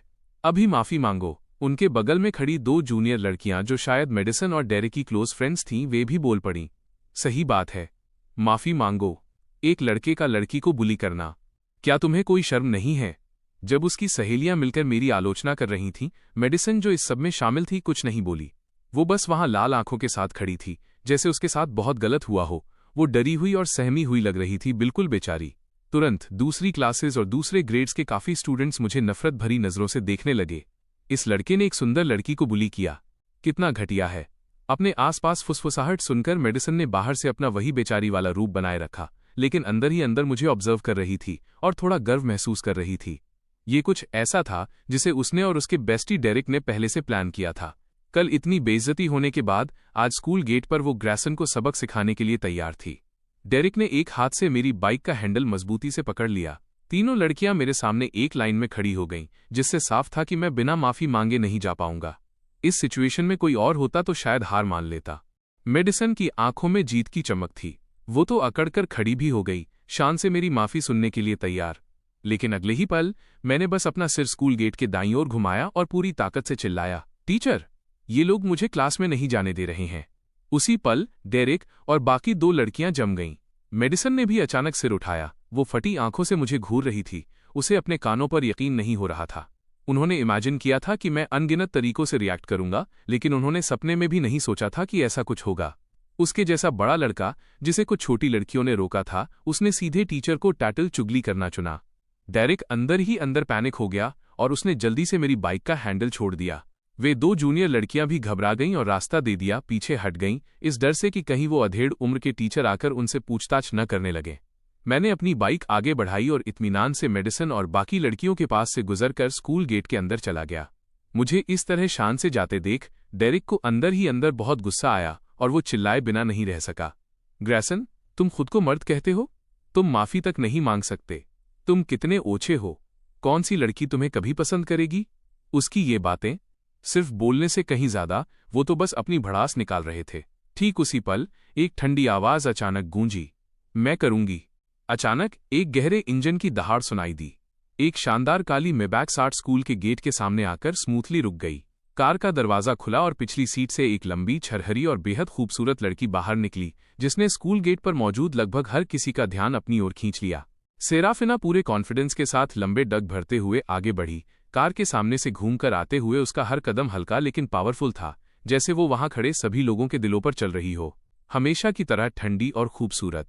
मेरे पास पहुंचकर स्कूल ब्यूटी के चेहरे का भाव बिल्कुल बर्फीला रहा और वो शांति से बोली, हमें देर हो रही है, चलो। इसके साथ ही उसने हाथ बढ़ाकर मेरा बायां हाथ थाम लिया। फिर सबकी हैरान नजरों के सामने वो मुझे लेकर स्कूल के गेट के अंदर चली गई। स्कूल के अंदर पहुंचने के बाद मैं सेराफिना की तरफ मुड़ा। अभी के लिए थैंक्स। हालांकि टीचर को चुगली करने से मेरी प्रॉब्लम पहले ही सॉल्व हो गई थी, लेकिन सेराफिना का मुझे बैक करना और उन्हें उनकी औकात दिखाना, खासकर मेडिसन का उतरा हुआ चेहरा देखना काफी सैटिस्फाइंग था। सेराफिना के एक्सप्रेशन में कोई बदलाव नहीं आया। उसने हल्के से जवाब दिया, कोई बात नहीं, डेस्कमेट्स एक दूसरे की मदद करते हैं। ये वही है जो मुझे करना चाहिए। तुमने कल मुझे ट्यूशन में मदद की थी, तो ये बस उसी का एहसान चुकाना है। गलतफहमी मत पालना। मैंने अपने बाएं हाथ की तरफ देखा, जिसे सेराफिना ने अभी भी मजबूती से पकड़ रखा था। गलतफहमी? बेशक, मैं कोई गलतफहमी नहीं पालता, लेकिन क्या अब तुम मेरा हाथ छोड़ सकती हो? सेराफिना ने बिना कोई भाव बदले और ऐसे एक्ट करते हुए जैसे कुछ हुआ ही न हो, आखिरकार मेरा हाथ छोड़ दिया। सॉरी, भूल गई थी। हम क्लासरूम में पहुंचे ही थे कि मॉर्निंग सेल्फ स्टडी की घंटी बिल्कुल टाइम पे बजी और होमरूम टीचर पंक्चुअलिटी के साथ अंदर आ गए। टीचर को इंस्पेक्शन के लिए आते देख पोडियम के नीचे बैठे सीनियर्स ने जल्दी से अपनी लिटरेचर की किताबें निकाल लीं और एक सुर में जोर जोर से पढ़ना शुरू कर दिया। होमरूम टीचर ये नज़ारा देखकर सैटिस्फाइड लगे। उन्होंने एक बार चारों तरफ नजर घुमाई और फिर पिछले दरवाजे से बाहर चले गए। जैसे ही टीचर गए, क्लास में पढ़ने की आवाज अचानक ढीली पड़ गई, जैसे गिटार का कोई ढीला तार हो। जो अभी कुछ पल पहले एक जैसा और लयबद्ध था, वो तुरंत शोर शराबे में बदल गया। काफी स्टूडेंट्स ने अपने बैग और जेब से ब्रेकफास्ट निकाला और पागलों की तरह खाने लगे। वे सब मॉर्निंग सेल्फ स्टडी के लिए लेट होने के डर से बिना खाए आए थे। तुरंत ही क्लास में अलग अलग तरह के ब्रेकफास्ट की महक फैल गई। पिछली रो में बैठे मेरे पेट ने भी गुड़गुड़ाना शुरू कर दिया। खाने की खुशबू सूंघकर और बाकी सबको मजे से खाते देख मैं अपना थूक घोंटे बिना नहीं रह सका। आज सुबह मैं इतनी जल्दी में था कि ब्रेकफास्ट साथ नहीं ला पाया था। अब मुझे सच में भूख लग रही थी, लेकिन अभी के लिए मुझे बस सब्र करना था। अचानक एक पतले और गोरे हाथ ने, जिसमें राइस रोल और सोया मिल्क था, धीरे से मेरे पास हाथ बढ़ाया। उसे देखकर मैं चौंक गया। मैंने रिफ्लेक्सिवली अपना सिर घुमाया और बगल में बैठी सेराफिना के उस रूहानी और ठंडे चेहरे को देखा। मैंने आज सुबह बहुत ज्यादा खरीद लिया था। ये तुम्हारे लिए है। मैं नहीं चाहती कि ये बर्बाद हो जाए। सेराफिना की इस एक्सप्लेनेशन को सुनकर, जो उसने अपने नेचुरल कोल्ड एक्सप्रेशन के साथ दी थी, मैंने अपने सामने रखे ब्रेकफास्ट को देखा और बेशर्मी से अपना थूक गटका। अच्छा, तो फिर थैंक्स। सेराफिना ने गला साफ किया और पहले ही दूसरी तरफ मुड़ गई थी। अपनी लिटरेचर की किताब उठाकर पढ़ना जारी रखा। कोई बात नहीं, हम डेस्कमेट्स हैं। ये वही है जो मुझे करना चाहिए। इधर मैंने पहले ही ईगरली अपना स्वादिष्ट ब्रेकफास्ट खाना शुरू कर दिया था। बेशक, मैंने नोटिस नहीं किया कि मेरे बगल में बैठी सेराफिना के होठों पर, जो अपनी लिटरेचर की किताब के पीछे छिपी थी, एक हल्की सी मुस्कान खेल रही थी। उसके अंदर का छोटा इंसान आंखें सिकोड़कर मुस्कुरा रहा था, बहुत खुश। ओह माय गॉड, पहली बार अपने डेस्कमेट को सफलतापूर्वक खाना खिलाया। क्लासेस की उबाऊ सुबह खत्म हुई। आखिरी पीरियड पीई का था। छोटे मैदान पर पीई टीचर, जो अक्सर सर्दी जुकाम से बीमार रहते थे, उन्होंने क्लासेस बदल ली थीं। आज वे भी दरियादिली दिखा रहे थे। हाथ हिलाते हुए बोले, ये आखिरी पीई क्लास है, जो चाहो वो करो, लेकिन तुम सबके लिए अगली सबसे जरूरी चीज कॉलेज एंट्रेंस एग्जाम्स की तैयारी है। तुम्हारे पीई टीचर के नाते मुझे तुम्हें ये बताना है कि एग्जाम्स के रिव्यू के दौरान एक हेल्दी बॉडी बनाए रखना भी बहुत जरूरी है। ये छोटा सा भाषण देने के बाद पीई टीचर अपने हाथ पीछे बांधकर वहां से चले गए। सीनियर्स को कंफ्यूजन में एक दूसरे को देखते हुए छोड़ गए। एक पल बाद सब इधर उधर बिखर गए। लड़के बास्केटबॉल, सॉकर या वॉलीबॉल खेलने चले गए या पिंग पोंग टेबल पर कब्जा करने दौड़ पड़े। ज्यादातर लड़कियां कैफेटेरिया में स्नैक्स खरीदने चली गईं। कुछ तो सीधे वापस भी चली गईं, पढ़ाई का एक एक मिनट बचाने के लिए। मैं बिना किसी काम के वहां खड़ा था, तभी मेरा दोस्त मेसन किसी तरह मेरे बगल में आ गया। ब्रो, पढ़ाई कैसी चल रही है? मैंने सिर हिलाया। काफी अच्छी, मैंने वो सब रिव्यू कर लिया है जो जरूरी था। मेसन की आंखें फटी रह गईं। मैं वो नहीं पूछ रहा हूं। अपनी बात बीच में रोककर मेसन ने सावधानी से दाएं बाएं देखा और अपनी आवाज धीमी कर ली। मेरा मतलब है, तुम और हमारी आइस क्वीन क्लास प्रेसिडेंट कहां तक पहुंचे हो? मैं पूरी तरह कंफ्यूज था। कहां तक? मतलब कहां तक? हम बस नॉर्मल डेस्कमेट्स हैं। मेसन ने ये सुनकर मुझे थम्स अप दिया। उसका चेहरा साफ कह रहा था, मैं समझ गया, सब समझ गया। इसे सीक्रेट रख रहे हो, है ना? मेरे भाई होने के लायक हो, चुपके से बड़े धमाके कर रहे हो, पब्लिकली जाने के लिए अंत तक का इंतजार कर रहे हो, सबको शॉक दोगे। ये सुनकर मेरे सिर की नस फटने लगी। सेराफिना और मेरे बीच साफ तौर पर सबसे पवित्र डेस्कमेट वाली दोस्ती थी। वो हाथ पकड़ना, साथ में खाना, ट्यूशन, क्या वो सब बस इत्तेफाक और लॉजिक नहीं था?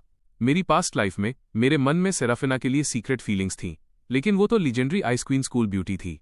उसे मुझ जैसे किसी इंसान में इंटरेस्ट कैसे हो सकता है? जब हम बात कर रहे थे, उसी वक्त सीनियर्स लड़कियां कैफेटेरिया से स्नैक्स और ड्रिंक्स खरीदकर वापस आने लगीं। इस छोटे से मैदान पर हमारी क्लास के लड़के बॉल खेल रहे थे। क्लास की लड़कियों को वापस आते देख वे बेवकूफों की तरह मुस्कुराते हुए बातें करने आए, लड़कियों से ड्रिंक्स शेयर करने को कहने लगे। लड़के लड़कियां थोड़ी हंसी मजाक करने लगे। अगर किसी लड़की की किसी लड़के से दोस्ती होती तो शायद वो उसके लिए एक एक्स्ट्रा बॉटल खरीद लेती। कदमों की आहट के साथ सेराफिना अपने शांत चेहरे के साथ 2 बोतलें पकड़े हुए वहां आई। आइस क्वीन की उस गजब की दिल जीत लेने वाली मौजूदगी ने तुरंत सबका ध्यान खींच लिया। सबकी निगाहें हम पर थीं। सबके सामने स्कूल ब्यूटी शांति से मेरे पास आई और कैजुअली मुझे एक चिल्ड स्प्राइट थमा दी। मैंने तुम्हारे लिए एक एक्स्ट्रा बॉटल खरीद ली थी। अचानक पूरे मैदान पर सन्नाटा छा गया। पीई क्लास के सभी स्टूडेंट्स खुद को देखने से नहीं रोक पाए। उनकी नजरें स्कूल ब्यूटी और उसके हाथ में मौजूद उस ठंडी स्प्राइट पर जम गईं। सबकी आंखें फटी की फटी रह गईं। मेरे बगल में खड़ा मेसन भी मुझे बड़े दुख के साथ देख रहा था। बिना एक शब्द बोले उसके एक्सप्रेशन सब कुछ कह रहे थे। पीई क्लास के दौरान स्कूल ब्यूटी ने सबके सामने तुम्हें ड्रिंक दी है और तुम अभी भी कह रहे हो कि तुम लोग बस नॉर्मल डेस्कमेट्स हो? इस पर कौन यकीन करेगा? लेकिन मैं इन सब बातों से बिल्कुल बेखबर था। सेराफिना की बात सुनकर मैंने समझदारी से सिर हिलाया। मुझे लगा कि उसकी बात बिल्कुल सही है। फिर मैंने बॉटल ली, ढक्कन घुमाया और ठंडी स्प्राइट का एक बड़ा घूंट भरा। मेरा पूरा शरीर तुरंत रिफ्रेश हो गया। उसी समय सेराफिना ने भी अपना चिल्ड वाटरमेलन जूस खोला और एक छोटा सा घूंट लिया। उसकी खूबसूरत आंखें थोड़ी सिकुड़ी, जिससे चेहरे पर रिलैक्स होने का एहसास दिखा। मैंने स्प्राइट नीचे रखी और क्यूरियस होकर सेराफिना के हाथ में मौजूद वाटरमेलन जूस को देखने लगा। यह ब्रांड शायद इम्पोर्टेड लग रहा था। मैंने इसे अपनी पास्ट लाइफ में कैफेटेरिया में देखा था, लेकिन ये बहुत ज्यादा महंगा था। मेरी नजर भांपते हुए सेराफिना ने अपनी एक भौं ऊपर उठाई और वाटरमेलन जूस को मेरी तरफ बढ़ाते हुए इशारा किया। चाहिए? उस एक सेंटेंस ने हमारे आसपास मौजूद सबको जमा दिया। मेसन से शुरू करते हुए, इससे पहले कि उनके दिमाग प्रोसेस कर पाते कि उसका मतलब क्या है, अगले ही पल एक होश उड़ा देने वाला सीन सामने आया। सेराफिना का एक्सप्रेशन शांत और कोमल था। उसने वही वाटरमेलन जूस मेरी तरफ बढ़ा दिया जिसका उसने अभी घूंट लिया था। ट्राई करो, शॉर्ट और स्वीट। मैं थोड़ा शर्मिंदा होने का नाटक करने लगा। यह ठीक नहीं लग रहा। मैंने पहले ही तुम्हारी स्प्राइट पी ली है। सेराफिना बिल्कुल रिलैक्स दिखी। ठीक है, हम डेस्कमेट्स हैं, एक घूंट शेयर करने से कोई मर नहीं जाएगा। वहां मौजूद अनगिनत लड़के ये सीन देखकर अंदर ही अंदर पागल हो रहे थे। उनके दिल चीख रहे थे। किसने कहा कि कोई नहीं मरेगा? तुम हमारे दिल पर खंजर घोंप रही हो। ये एक इनडायरेक्ट किस है। मैंने सोचा और लगा कि उसकी बात में दम है। मैंने खुशी खुशी और बड़े दिल के साथ वाटरमेलन जूस ले लिया, लेकिन अपने होंठ लगाने के बजाय मैंने अपना सिर पीछे झुकाया और ऊपर से थोड़ा सा अपने मुंह में डाल लिया। ये देखकर वहां मौजूद सभी लड़कों ने चैन की सांस ली। शुक्र है भगवान का, कोई इनडायरेक्ट किस नहीं हुआ। उस छोटे से लड़के को कम से कम अपनी औकात और अपनी लिमिट्स पता है। लेकिन अगले ही सेकंड सेराफिना ने मेरे हाथ में मौजूद चिल्ड स्प्राइट पर नजर डाली और अपनी ठुड्डी थोड़ी ऊपर उठाई। मुझे भी अपनी वाली का एक घूंट लेने दो। हवा फिर से जम गई। मेसन को तो जैसे करीब से डॉग फूड, दूसरों का रोमांस देखना, खाने की आदत हो गई थी, लेकिन इस पल वो भी अंदर से कांप गया। ये क्या बकवास है? वो इस तरह भी शो ऑफ कर सकती है? ऐसा क्यों लग रहा है कि स्कूल ब्यूटी आज किसी भी कीमत पर ये इनडायरेक्ट किस करा के ही मानेगी? आसपास के लड़के फटी आंखों से देख रहे थे। ओ छोटे, हिम्मत भी मत करना, अगर हिम्मत की तो वो स्प्राइट हमें दे देना। मैंने बाकी सबकी नज़रों को पूरी तरह इग्नोर किया और बड़े दिल के साथ स्प्राइट आगे बढ़ा दी। मुझे ये लॉजिकल लगा। फिर उस जमे हुए माहौल में अनगिनत आंखों के सामने सेराफिना ने स्प्राइट ली, धीरे से उसे अपने होठों तक ले गई और एक छोटा सा घूंट लिया। कॉन्टैक्ट। उस पल में वहां मौजूद अनगिनत लड़कों के दिल टूट गए। स्प्राइट का घूंट लेने के बाद सेराफिना ने शांति और स्वाभाविकता के साथ बॉटल मुझे वापस कर दी। थैंक्स, मैंने हाथ हिलाकर इशारा किया। कोई बात नहीं। बात करते हुए मैंने स्प्राइट वापस ले ली और वाटरमेलन जूस कैजुअली सेराफिना को लौटा दिया। ठीक तभी हवा को चीरती हुई एक तेज सीटी जैसी आवाज के साथ पीछे से एक तेज झोंका आया। फासला इतना कम था कि मेरे बगल में खड़े मेसन को भी रिएक्ट करने का समय नहीं मिला। मैंने बस एक गोल काली चीज हवा में सनसनाती हुई देखी जो मेरी और सेराफिना की तरफ उड़ती हुई आ रही थी। मैं अचानक घूमा और बिजली की तेजी से अपना हाथ आगे बढ़ाया। स्मैक! एक बास्केटबॉल को मैंने सफाई से एक हाथ से पकड़ लिया। शौक में आई आहें तुरंत एक लहर की तरह उठी जिसमें मेसन भी शामिल था। आसपास के सभी लोग दंग रह गए और फटी आंखों से मुझे घूरने लगे। एक हाथ से कैच, वो भी ऐसी सिचुएशन में जो लगभग एक स्नीक अटैक, चुपके से हमला था। ये क्या बकवास है? ये कैसे रिफ्लेक्सेस हैं? ये बहुत कूल था। सिर्फ सेराफिना के चेहरे पर थोड़ी सी हलचल हुई और उसने मेरी तरफ देखा। क्या तुम ठीक हो? मैंने सिर हिलाया। मैं ठीक हूं। फिर मैंने ऊपर देखा, टायर की तरफ देखते हुए जो हमसे कुछ ही दूरी पर हमारी तरफ आ रहा था। वो थ्रो सिर्फ मुझे ही नहीं लग सकता था, सेराफिना भी उसके निशाने पर थी और वो आसानी से इसकी चपेट में आ सकती थी। ये सोचकर मेरा एक्सप्रेशन अचानक ठंडा पड़ गया। क्या तुम अंधे हो? जिसने बॉल फेंकी थी वो टायर सुलीवन था, जो आज के समय में हमारे ग्रेड की क्लास 5 का हैंडसम बिग शॉट था। क्लास 5 का भी आखिरी पीरियड पीई ही था। टायर अपनी क्लास के कुछ लड़कों के साथ बास्केटबॉल खेल रहा था जब उसने सिर घुमाया। उसने मुझे और सेराफिना को कुछ ही दूरी पर देखा, खासकर जब उसने देखा कि सेराफिना खुद मुझे ड्रिंक दे रही है। इसने उसके अंदर एक काली आग लगा दी। बिना सोचे समझे उसने हाथ उठाया और बास्केटबॉल मेरी तरफ दे मारी। उसने पहले सोचा था कि ये थ्रो मेरे सिर के पीछे लगेगा। अगर चोट नहीं भी लगी तो कम से कम दर्द तो होगा ही और सबके सामने मेरी बेइज्जती हो जाएगी। इसके बजाय इसने मुझे सेंटर ऑफ अटेंशन, सबकी नजरों का केंद्र बना दिया। लेकिन एक चाल फेल होने के बाद टायर दूसरी चाल चल रहा था, जैसे कुछ हुआ ही न हो। टायर कैजुअली मुस्कुराया और मेरी तरफ बढ़ा। सॉरी, मेरा हाथ फिसल गया और मैंने गलत फेंक दिया। मेसन ने आखिरकार रिएक्ट किया। वो अपना गुस्सा नहीं रोक पा रहा था। हाथ फिसल गया? तुमने सीधे मेरे भाई के सिर के पीछे निशाना लगाया था। ये साफ तौर पर जानबूझकर किया गया था। टायर ने बेपरवाह मुस्कुराते हुए कंधे उचकाए। खैर, उसे लगा तो नहीं। फिर उसने मेरी तरफ देखा। उसके होठों का कोना ऊपर मुड़ा। उम्मीद नहीं थी कि तुम बॉल खेल सकते हो। एक 1-on-1 गेम हो जाए? टायर ने सारा दिखावा छोड़ दिया और सीधे मुझे चैलेंज किया। ये सुनकर वहां मौजूद काफी स्टूडेंट्स के चेहरे बदल गए। वे टायर की बास्केटबॉल स्किल्स को बहुत अच्छी तरह जानते थे। वो जूनियर ईयर में स्कूल टीम में थे। हालांकि वे स्टार्टर नहीं थे, लेकिन एक सॉलिड बेंच प्लेयर थे। उन्होंने कई डिस्ट्रिक्ट लेवल कॉम्पिटिशन्स में स्कूल को रिप्रेजेंट किया था। मेसन तुरंत पैनिक हो गया और मुझे पीछे खींचने लगा। ब्रो, एक्सेप्ट मत करो। मेरी आंखें थोड़ी सिकुड़ गईं। मैंने बिना कुछ कहे टायर को देखा। टायर को भी कोई जल्दी नहीं थी। वो पूरी तरह शांत और कंपोज्ड खड़ा था। उसके परफेक्ट अपीयरेंस में हल्का सा मजाक था जब उसने मेरी ओर देखा। बेशक, अगर तुम डरे हुए हो तो सबके सामने मान लो और मुझे कोई फर्क नहीं पड़ेगा। उसका ये कहना साफ तौर पर एक जानबूझकर की गई उकसावे वाली कार्रवाई, प्रोवोकेशन थी। वो मुझे बुली करने की कोशिश कर रहा था।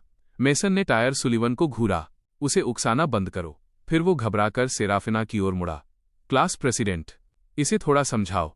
उसे डर था कि वो मुझे नहीं मना पाएगा और सिर्फ सेराफिना की बात का ही कोई असर होगा। लेकिन उस पल सेराफिना ने मेरी ओर देखा, फिर मेरे हाथ में मौजूद बास्केटबॉल को देखा जैसे कुछ याद कर रही हो। वो सोच में डूबी लग रही थी। फिर उसने मेरी ओर देखा और धीरे से पूछा, तुम्हें लगता है कि तुम जीत सकते हो? उसकी आवाज ऐसी थी जैसे वो कन्फर्मेशन मांग रही हो। मैंने अपनी एक भौं ऊपर उठाई और मुस्कुराया। चलो देख लेते हैं। मेसन तुरंत चिल्लाया, ये क्या बकवास है? मैं यहां तुम्हें इससे बाहर निकालने की कोशिश कर रहा हूं और तुम दोनों एक दूसरे की बात ऐसे मान रहे हो जैसे कुछ गलत ही ना हो। मैं ये हैंडल नहीं कर सकता। क्या होगा अगर सुलिवन तुम्हें बुरी तरह हरा दे? लेकिन मेसन के फिर से कुछ बोलने से पहले ही सेराफिना ने सिर हिलाया। मैं तुम्हारे लिए चीयर करूंगी। मैंने बस इतना कहा और टायर की ओर मुड़कर देखा। 1-on-1 मुझे मंजूर है। सीधा और साफ जवाब। बात खत्म। यहां तक कि टायर खुद भी ये सुनकर एक पल के लिए दंग रह गया, फिर हंसा। उसकी आंखों में एक चमक थी। इंटरेस्टिंग। छोटे कोर्ट का basketball area, half court, 1-on-1, American rules, 11 points, 3 dribble की लिमिट, विनर डिसाइड करने के लिए एक गेम। साइड लाइन पर कम से कम कई दर्जन स्टूडेंट्स देखने के लिए इकट्ठा हो गए थे। हर कोई अपनी सांसें रोककर बैठा था। माहौल काफी टेंस था। बॉल पहले मेरे पास थी। 3 पॉइंट लाइन के बाहर टायर ने मेरी ओर देखा। उसके होठों के कोने पर एक मजाकिया मुस्कान थी। मैं तुम्हें पहले मौका देता हूं। फिर उसने बॉल मेरी तरफ उछाली। मैंने उसे पकड़ा और टायर को देखकर मुस्कुराया। थैंक्स। जैसे ही मैंने बोलना खत्म किया, लगभग बिना किसी वार्निंग के, मैं अचानक उठा और अपना हाथ ऊपर किया और परफेक्ट फॉर्म के साथ एक टेक्स्टबुक जंप शॉट लगाया। रिलीज इतनी तेज थी कि टायर रिएक्ट भी नहीं कर पाया था। जल्दी में मुड़कर ऊपर देखते हुए वो बस बास्केटबॉल को हवा में एक परफेक्ट आर्क बनाते हुए और बिना नेट को छुए अंदर स्विश जाते हुए देख सकता था। 3 पॉइंट्स पक्के। बास्केटबॉल जमीन पर उछली। टायर वहीं जम गया। मेसन का जबड़ा खुला का खुला रह गया। ये क्या बकवास है। दर्जनों स्टूडेंट्स के साथ पूरे कोर्ट पर सन्नाटा छा गया और फिर अचानक आहें भरने की आवाजें आईं। सेराफिना साइडलाइन पर अपने वही कोल्ड और शांत एक्सप्रेशन के साथ खड़ी थी, अपनी कोमल भौहें थोड़ी ऊपर उठाए हुए, जैसे उसे सब समझ आ गया हो। अपनी शांति वापस पाने के बाद टायर ने गुस्से में बॉल उठाई और फिर से मेरा सामना करने के लिए मुड़ा। उसने बॉल फिर से मेरी तरफ पास की। मैंने फिर से सिर हिलाया, एक बार फिर हल्के और कैजुअल अंदाज में थैंक्स। जैसे ही मैंने अपनी बात खत्म की, मैं अचानक आधे कदम के साथ आगे झुका और साथ ही बाईं ओर ड्रिबल किया। पहला ड्रिबल ऐसा था जैसे मैं आगे बढ़ने ड्राइव की कोशिश कर रहा हूं। टायर के नर्व्स पूरी तरह अलर्ट थे। उसने तुरंत रिएक्ट किया, बाईं ओर का रास्ता काटने की तैयारी की। लेकिन जैसे ही उसका सेंटर ऑफ ग्रेविटी बाईं ओर शिफ्ट हुआ, मैं अचानक रुक गया, स्टेप बैक के साथ बॉल वापस खींची और तुरंत 3 पॉइंट लाइन के पीछे चला गया, जिससे उसका बैलेंस पूरी तरह बिगड़ गया। एक और साफ और डिसाइसिव जंप शॉट। बास्केटबॉल ने एक बार फिर हवा में परफेक्ट आर्क बनाया। सबके देखते देखते वो फिर से सीधे नेट के अंदर गई। एक और 3 पॉइंटर, लगातार 2। इस बार पूरा कोर्ट शोर से गूंज उठा। मेसन इतना एक्साइटेड था कि वो लगभग उछल ही पड़ा, अपने पूरे गले से चिल्लाते हुए, ब्रो तुम तो पागल हो। टायर का एक्सप्रेशन अचानक बहुत खराब हो गया। उसे बेवकूफ बनाया गया था। इस लड़के का शूटिंग टच बहुत सटीक था। उसकी स्ट्रैटेजी बहुत चालाक थी। और इस पूरे शोर शराबे के बीच साइडलाइन पर खड़ी सेराफिना के होठों पर एक हल्की सी मुस्कान आ गई, जैसा उसने सोचा था। बाकी लोग मेरी बास्केटबॉल स्किल्स के बारे में नहीं जानते थे, लेकिन उसने पिछली लाइफ में मेरा जर्नल पढ़ा था और उस जर्नल में उसने मेरे कुछ छोटे सीक्रेट्स और हिडन टैलेंट्स के बारे में पढ़ा था। पता चला कि मुझे बचपन से ही बास्केटबॉल खेलना पसंद था और एलिमेंट्री स्कूल में मेरा selection county youth training team के लिए भी हुआ था। हाई स्कूल तक आते आते मेरी इंट्रोवर्ट पर्सनालिटी और दोस्तों की कमी और पढ़ाई के भारी बोझ के कारण मुझे खेलने के मौके कम ही मिले। लेकिन जब भी मेरा मूड खराब होता, मैं अकेले कोर्ट पर जाके कुछ देर खेलता और अपनी शूटिंग की प्रैक्टिस करता, खासकर मेडिसिन की वजह से उस ग्रीन टी क्लास फ्लावर द्वारा रिजेक्ट होने और बुरा महसूस करने के बाद। मैं कोर्ट पर जाकर बास्केटबॉल खेलता और अपने दुख को बाहर निकालता। ये सोचकर सेराफिना को जलन महसूस हुई। मेरी तरफ उसकी नजरें धीरे धीरे ठंडी हो गईं। उस मेडिसिन लड़की की वजह से उसने लगभग हर दिन बास्केटबॉल की प्रैक्टिस की। कोर्ट पर जैसे ही टायर बॉल लेने गया, मैं अचानक कांप गया। मेरी रीढ़ की हड्डी में सहरन हुई। किसी तरह मुझे किलिंग इंटेंट, मारने का इरादा जैसा महसूस हुआ। स्कोर पहले ही 8-0 था। वहां मौजूद हर कोई हैरान था। टायर स्कूल टीम में था और ग्रासन उसे इस तरह धूल चटा रहा था। वो बिल्कुल भी डिफेंड नहीं कर पा रहा था। ऐसा लग रहा था जैसे उसके साथ खेला जा रहा हो। आखिरी 3 पॉइंट्स के लिए पूरा कोर्ट अचानक शांत हो गया। हर किसी ने अपनी सांसें रोक ली थीं, जैसे जोर से सांस लेने से भी डर लग रहा हो। आंखें फटी हुई थीं, कोई एक भी डिटेल मिस नहीं करना चाहता था। उसने बॉल फिर से मेरी तरफ पास की। टायर मेरे सामने खड़ा था, झुककर मुझे घूर रहा था। उसकी आंखें लाल होने लगी थीं। इतने सारे लोगों के सामने मैं हार नहीं सकता। अगर मैं इस जैसे लड़के से हार गया तो स्कूल में टायर सुलिवन की इज्जत पूरी तरह मिट्टी में मिल जाएगी। मेरा एक्सप्रेशन शांत और कंपोज्ड रहा। बॉल रिलीज करने से पहले एक और पंप फेक। टायर ने अपनी पूरी ताकत लगाकर छलांग लगाई। ब्लॉक करने की कोशिश में हाथ ऊपर किया, लेकिन बहुत देर हो चुकी थी। बस मेरी कलाई के झटके और बॉल की ट्रैजेक्टरी, रास्ता देखकर ही वो बता सकता था कि ये 3 पॉइंटर पक्का अंदर जाएगा। टायर ने हताशा और गुस्से में मुझे देखा जब उसका शरीर जमीन पर उतरने वाला था। उसी पल एक काला, उसके दिमाग में एक जहरीला ख्याल कौंधा। अचानक टायर ने जानबूझकर अपना पैर आगे बढ़ा दिया। स्वश! बास्केटबॉल सीधा नेट के अंदर, परफेक्ट 3 पॉइंटर। 11-0 से 1-on-1 में क्लीन स्वीप। पूरा कोर्ट तालियों की गड़गड़ाहट से गूंज उठा। लेकिन उसी समय टायर और मैं दोनों एक के बाद एक जमीन पर उतरे। मेसन समेत कई स्टूडेंट्स खौफ में जम गए जब उन्होंने नोटिस किया कि टायर के दाएं पैर का पंजा ठीक वहीं था जहां मैं लैंड करने वाला था। ब्रो संभल के, मैसन डर के मारे चिल्लाया। मेरा रिएक्शन एक कदम तेज था। जैसे ही मुझे उसके गलत इरादे का एहसास हुआ, मैंने जमीन पर उतरने से पहले खुद को हवा में ही एडजस्ट किया और अपना सेंटर ऑफ ग्रेविटी बदल लिया। थर्ड, मैं जमीन पर उतरा। मैंने अपना पूरा वजन दाएं पैर पर डाल दिया, जबकि बाएं पैर से नीचे गिरने के दबाव को कम करने की कोशिश की। फिर भी मैं टायर के फैलाए हुए पैर पर कदम रखने से नहीं बच पाया। मैं लड़खड़ाया और 2 कदम पीछे गया, लेकिन मैं गिरा नहीं। पूरे कोर्ट पर शोर मच गया। मैसन फिक्र के साथ दौड़कर आया। ब्रो, तुम ठीक हो? फिर मेरे क्लासमेट्स टायर पर बुरी तरह भड़क गए। तुम्हारी दिक्कत क्या है? हार बर्दाश्त नहीं हो रही तो गंदा खेल रहे हो? टायर के क्लास 5 वाले दोस्त भी वहां जमा हो गए, लेकिन उन्होंने अपनी आंखों से टायर की उस हरकत को देखा था। इसलिए जब उन्होंने टायर की ओर देखा तो सबके चेहरे पर अजीब से भाव थे। उन्होंने कभी नहीं सोचा था कि जिस बिग शॉट को वे एडमायर करते हैं उसकी इमेज इस तरह मिट्टी में मिल जाएगी। टायर का चेहरा उतर गया था। पैर आगे बढ़ाने के तुरंत बाद उसे थोड़ा पछतावा भी हुआ। ये वाकई देखने में अच्छा नहीं लग रहा था, और सबसे चिढ़ाने वाली बात ये थी कि वो मुझे चोट पहुंचाने में भी नाकाम रहा था, लेकिन बाहर से वो अपनी कड़क हंसी के साथ बेशर्मी से इनकार करता रहा। कौन गंदा खेल रहा है? झूठे इल्जाम मत लगाओ। मैंने जानबूझकर नहीं किया, और वैसे भी वो ठीक तो है। लेकिन अंदर ही अंदर टायर सुलग रहा था। धत, अगर मैं इस लड़के को कुछ दिनों के लिए बाहर कर पाता तो कम से कम कलेजे को ठंडक मिलती। टायर के इन बकवास बहानों को सुनकर मैसन और बाकी सीनियर्स और भी ज्यादा गुस्सा हो गए। मैंने हाथ हिलाया और टायर की ओर मुस्कुराकर देखा। मैच हारना एक बात थी, लेकिन अपनी इज्जत भी हार गए। क्या तुम्हें शर्म नहीं आती? एक मामूली सी बात, लेकिन ये उसके चेहरे पर एक अदृश्य तमाचे की तरह थी। सीधा उसके मुंह पर स्मैक जलती हुई। टायर का चेहरा और भी भयानक हो गया। फिर वो ठंडी हंसी हंसा।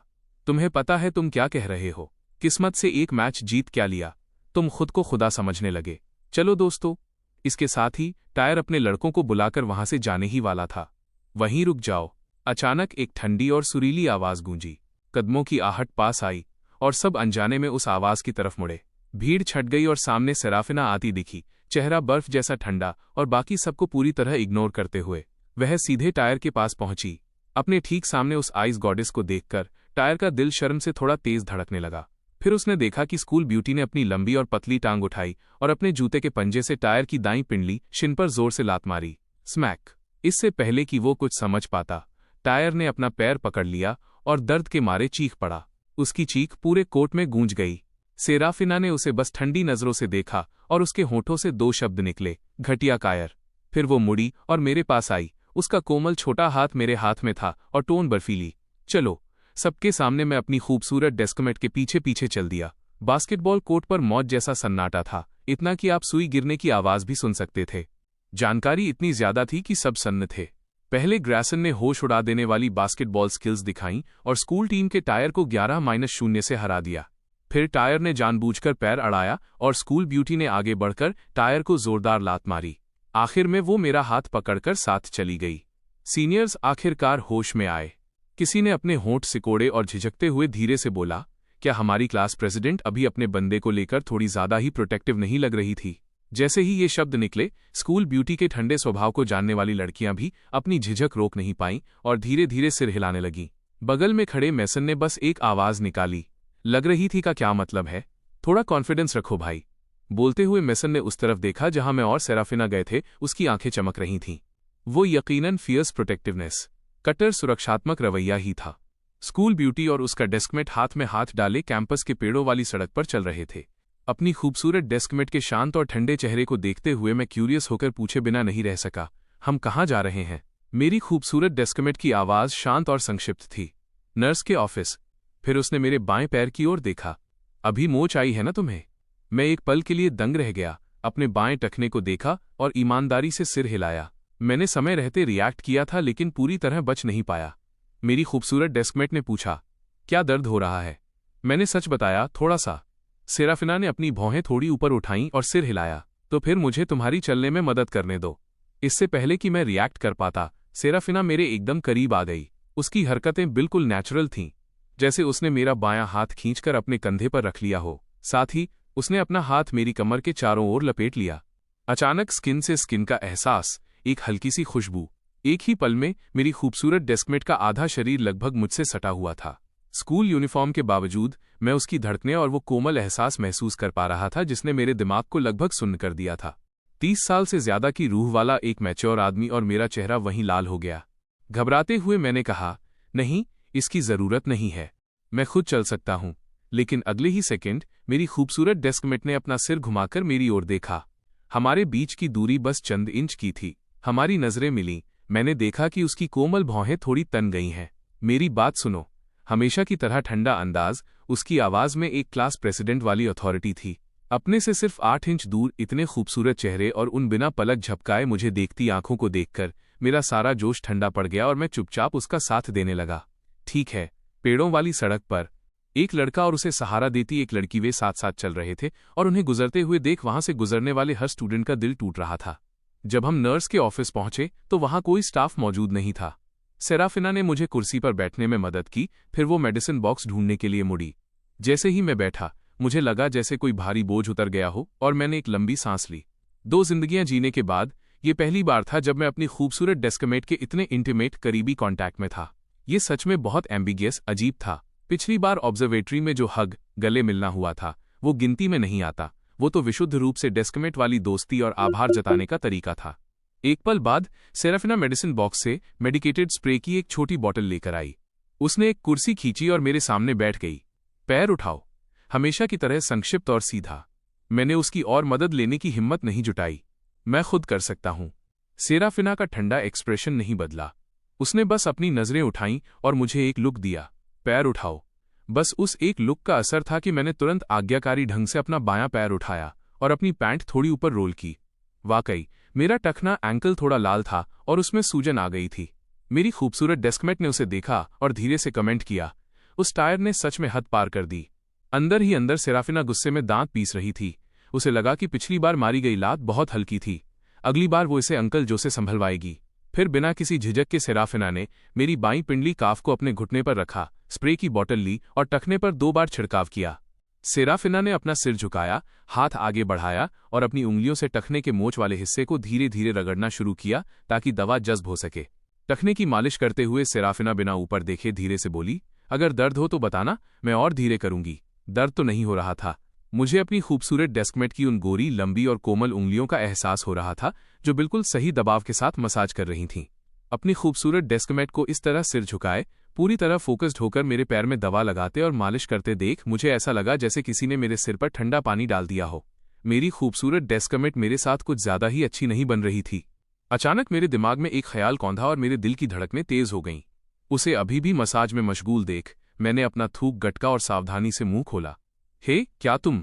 मेरी खूबसूरत डेस्कमेट रुकी और उसने ऊपर देखा। उसकी साफ आंखें मुझे देख रही थीं, मानो मेरे आगे बोलने का इंतजार कर रही हों।